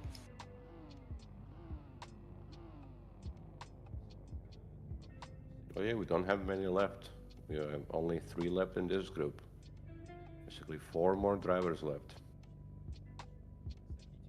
And with the drop zone now being 66, it's very likely that he's gonna see competition, yeah. Be good if it doesn't run too much longer. It is 5:30 a.m. here. Jeez. Oh, Yeah, time flew doing this. top 32 tomorrow is gonna start at about 7, 8 a.m. for you, I think, then? Oh, is that right? Yeah, for us it starts at 7 p.m., so for you it's probably 6 or 7 a.m. Dang. Well, at least I can probably sleep and wake up, though. Looks like Tanel Martin finishing out outer zone 4, then missing the island as he makes his turn into the last 2. 7 and 8. Finishing it out. Nice. He's somehow not representing any country. Oh, he's independent, is he? It's like Somebody in the chat said might have there's a been a group H. straighten out. Yeah, it might have been a straighten out. That it looked like to me. Oh, really? Yeah. In which part? I think after the first outside zone at the very beginning of it. Looked like he straightened out before the inside clip. No, he did get a 48. Okay, he's on the board. Yeah, Harvey, there is a group H, but there's only 1 or 2 in it, right? Yeah. Going into this first outside zone, a little bit more consistent this time, as yeah, he is shallow there again. I see him lagging a bit. I think that might have to do with him being in his own country. Oh, that's very straight there into the island as we transition into 7. Putting on some left foot brake, and he's across the line. Probably an improvement because I think the angle wasn't that much on the first run. This run definitely had some better zones, some better angles, less mistakes overall.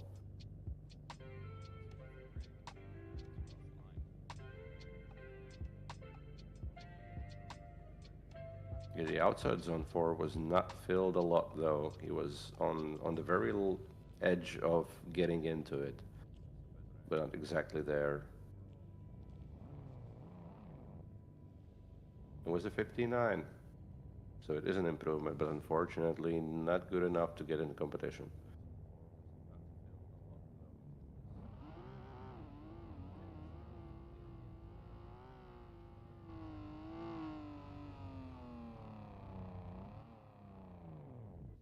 Next up, Matthew Seri from Malta. I think the only Maltese driver we have. I forget that's a place.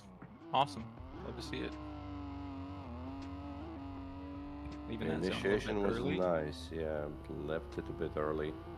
It's the inside clips going for outside zone 4 and basically stays out of it at the middle of it. And for most of it, big correction. That's a straighten.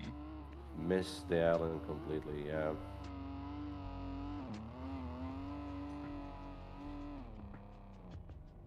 Well, this run should be enough to get the feel for the track, so he should get some better points the next one, I think. Looks like he's knows what he's doing, but he's just not used to the grip of the track. I think that might have been a 0. I don't know if they'll call that a straighten or not around that island. Or like he might have straightened out for a second. I have to see. Similar to Tauno's run, where I thought he actually straightened up, but alas, he didn't. Maybe it's just the camera angle that we see it from, that it looks like a straighten, but it's not.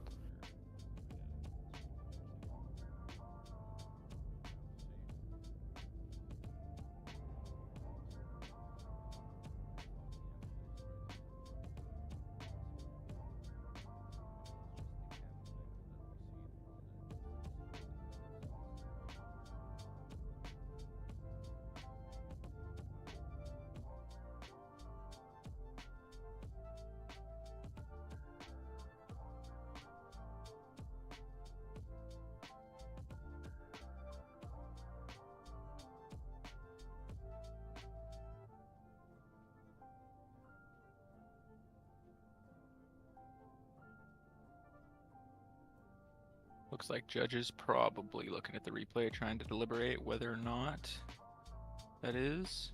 I appreciate them doing the due diligence. You see a lot of these comps where decisions like that are just oh whatever, you know, especially some of the free comps. But Oh yeah. looks like the judges are actually taking their time to make the decisions. Love to see that. And he does get a 43 on run number 1. Okay. So it wasn't a straighten. Okay, let's see run number 2. And we're off in 3rd gear, doing a nice flick into zone 1, leaving it a bit early, some bobbles there, but we're hitting the zones as we come into 4 with a long handbrake pull. A lot of steering inputs, a little shaky on the throttle, but can we finish it out and maybe make an improvement on that score? Doing a little bit of the Mickey Mouse steering. Probably wants to grip up when you were in 3rd. You really have to push it then. Yeah, that as well as if you have a steering wheel base that doesn't really self-correct. Or self-steer, I mean. And a 51, that's a slight improvement. Yeah, but unfortunately not enough to see competition. Right.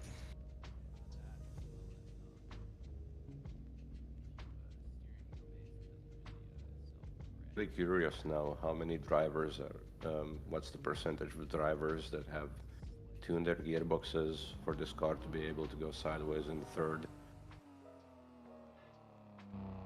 Yeah, I actually don't have my rig right now for the first time in like years. I haven't had a rig. I'm in the middle of a move, so I haven't been able to test these cars. But a lot of drivers actually did do okay in 3rd, so I imagine that you can put your gear ratio behind work. Nick Donato from USA filled the first stunt pretty well.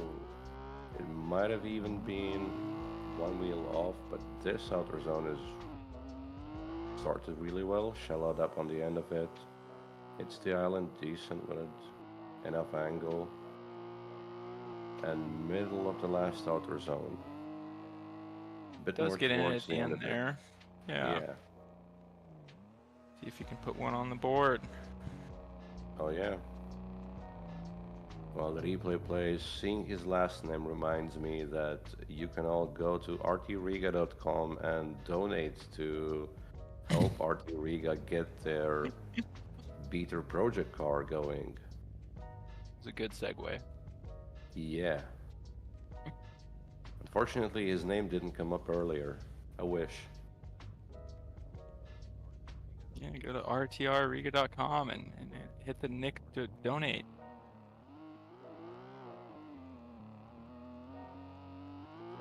And we're off.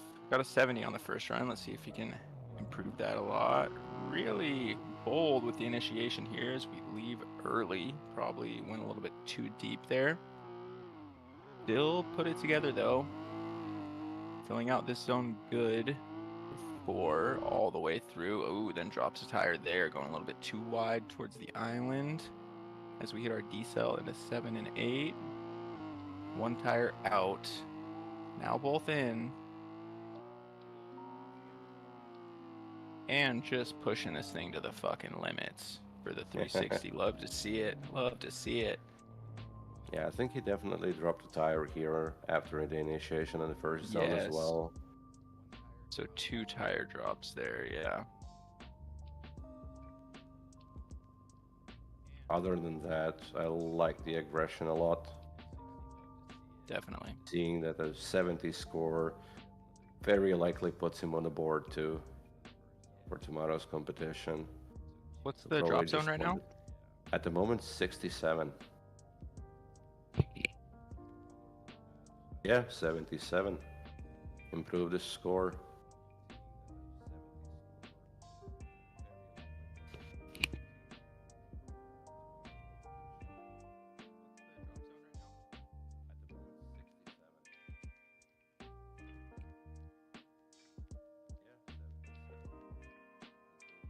And that's a server reset.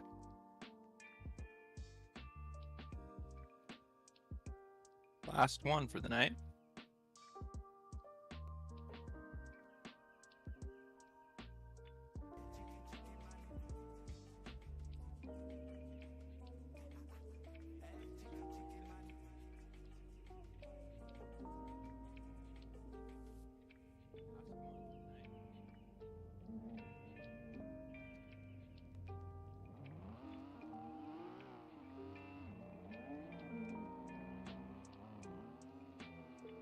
Yeah, good job, Nick.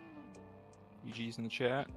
I feel you on that, Matthew. That's how she goes. But that's the awesome thing about comps like this, right? You know, you get to build up that immunity to the nerves. Learn what works for you.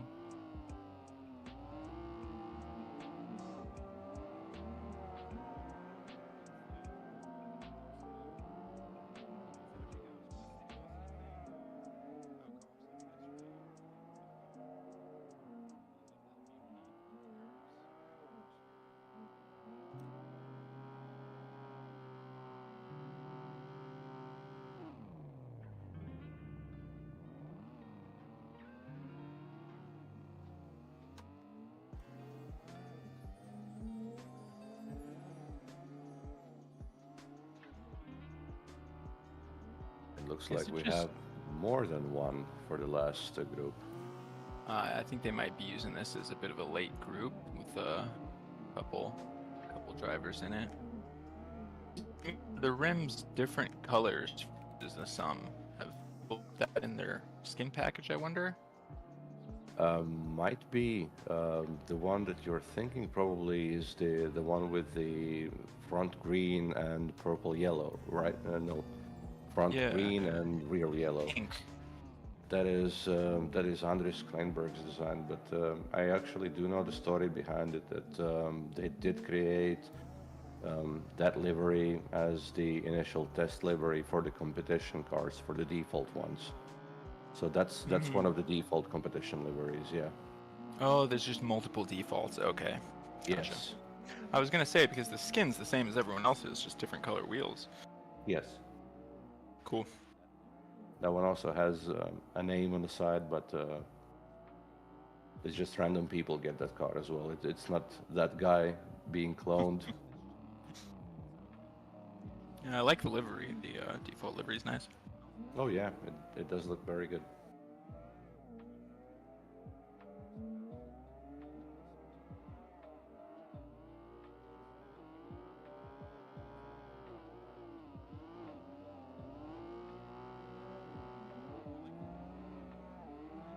I am not sure who made it, but I'm willing to bet it could have been Moist Kids, who's also in the judges' call at the moment.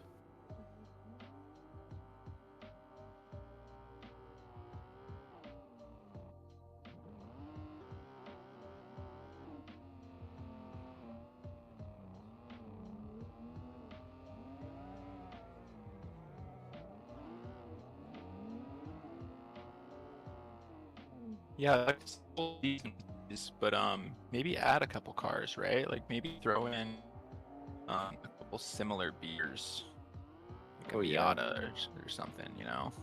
Yeah, like an old Mercedes. That's another Sure. car Sure. right after the BMW. That's rear-wheel drive. That's quite popular around here for lower One of the old price. V8s. Yeah, Yeah, the old would V8s. Most of them definitely had be an cool. automatic. They're still fun to drive. I love those old Mercedes. They look aggressive on the track, Oh yeah, super. boxy styles, or maybe even some, I don't know, old Volvos. I love Maybe those. like a wagon, a hearse. Yes, yes.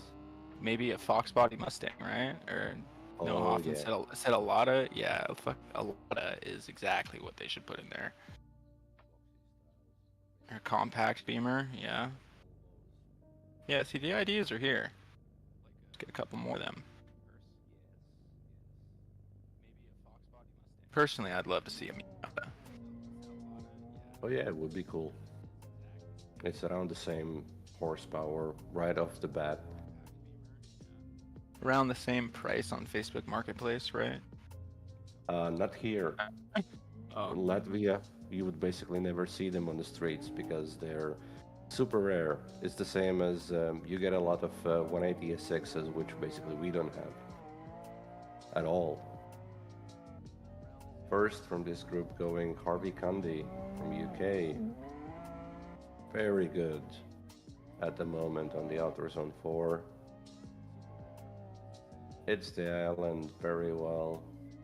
Going on the Outer Zone 5. bit of a I tire think drop a there. little bit, yeah, a little bit off.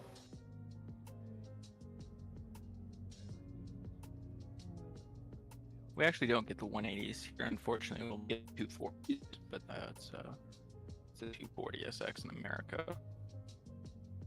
We don't get them at all. Yeah, that's too bad. They're valued here now. They're all pretty valuable, I think. Oh yeah, All maybe some Lexus IS 200s.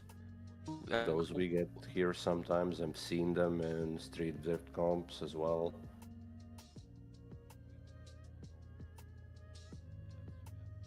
Not the Altezza, right? That's the earlier one. Okay, going for the second run. Good initiation. It fills the outer zone nice, very well. Exits a bit too early. Hits the inside clips well. A lot of angle entering outside zone 4. Went deeper in it at the very end of it. Bit of a correction to get more angle for the island. And for the last outer zone, wheel in the middle, but looks decent. 76 score in the first run. Might have been an improvement, I don't know. Makes it into competition already with the first run at least. Yeah, it's an 82. Nice. Yeah. Yeah, good runs.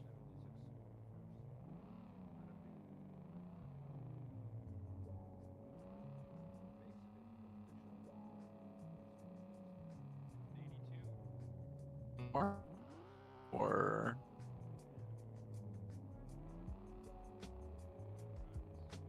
yeah, I think Dominic's still. Dominic Bergmanis is from Latvia. okay. Yeah.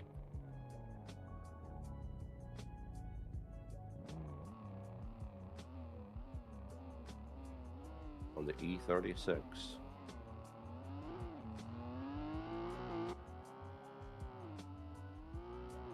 Flicks Like he- right off the starting line and fills outside zone 1 very well until the end of it.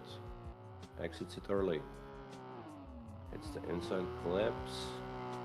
A lot of angle, so he doesn't fill this one completely. Loses some angle at the end of it, I think. Yeah, he's really dumping on the left foot brake. But So that's where all the angle went. Well, definitely a points run. Might Yep. even get on the board. he definitely scored a lot of in some sections with that left foot brake, and you know, we talked tonight about this of using it for angle, but that slows you down, so now you have less angle, and then using that to get some angle back tends to happen. But all things aside, Overall, it was pretty smooth. No big corrections. yeah.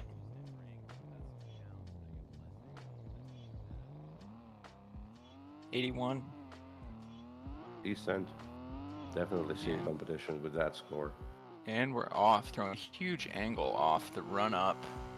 And yeah, that's gonna call it flat a little bit. Really? Good. Cross 2, cross 3. Flick, lot of handbrake into 4. Okay, having a shallow, but we're managing to stay in the zone as we leave wide, looking like the right line. Into 6, 7, and 8 earlier. It's actually 6 and 7. Running pretty shallow here. Fishing it out though. And it's for 360. Hell yeah. Might have even improved on it. I don't know. Hard to tell with these ones. Potentially, I think so. What counts more, angle or line? Yeah, I haven't full book ratio. The the allotted points for to make up the score. 84 on number 2, so a improvement. Nice. I think is it out. It's basically a top 10 score since at the moment our top spot is already an 84, so he evens it. Oh, sorry. Iskender Mursalov, I think. From Estonia. So, Also, yeah, our nice. only Estonian driver, I guess, here today. Right.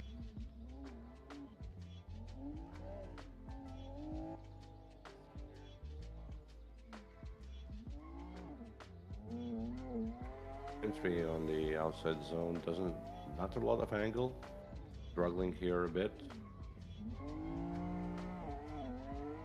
Doesn't really fill the zone at the beginning of it, but fills it good at the end. I see a few corrections. Throws a big angle for the last outside zone, but has to correct and leaves it midway through. I don't know if that's gonna put one on the board or not. May. It may, yeah. There were some really good parts of this run, but overall I do see a lot of corrections. Yeah, it might have fallen out of drift in that last one.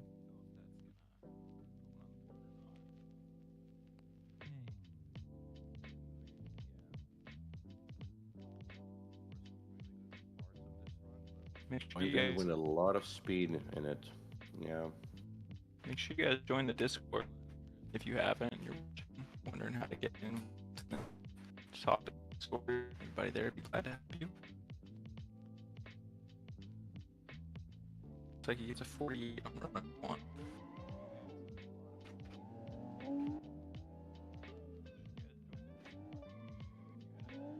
Clicking into the first down, angle, offset the throttle a lot of steering inputs as well. But we're coming across 4. The island into 6. Okay, 1 off, but we're still on track. Ooh, we're still on track. No. I think that was a 0. That probably was a 0.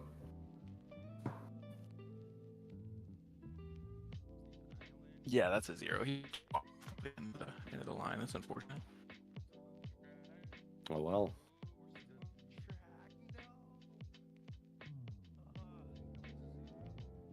One of the chat said opposite wheels and points. I didn't see anywhere where he went opposite drift.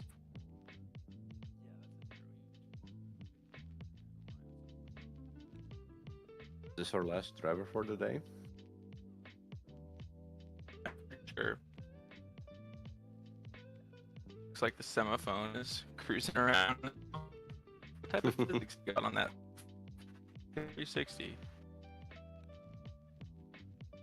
It's also not very stable. You can see the tire, like the smoke on it as well. Yeah. At least in Yeah. the stream cam. That's funny. Wheelbase on that thing. Okay, I think that was the last driver today, and this is your tomorrow's competition list.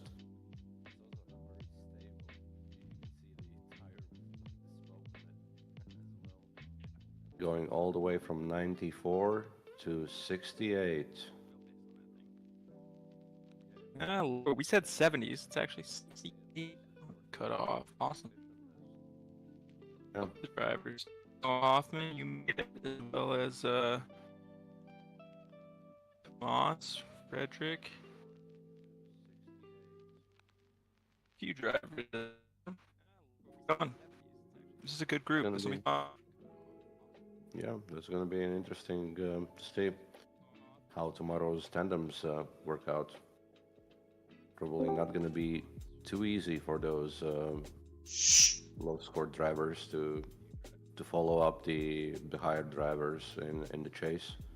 Especially these ones, if you lose some ground at the beginning of it, it's really hard to catch up. You have to sacrifice a lot of the space. You have to cut it really in. Yeah, and we're gonna see a lot of contact too. That always makes for a good competition. All right, I think that'll wrap it up for us. I'll have to see you guys tomorrow. Oh yeah. It was fun being with you here, and we're gonna see you tomorrow at 7 Riga time. Awesome. 7 Latvian time. I will see you guys then. Bye.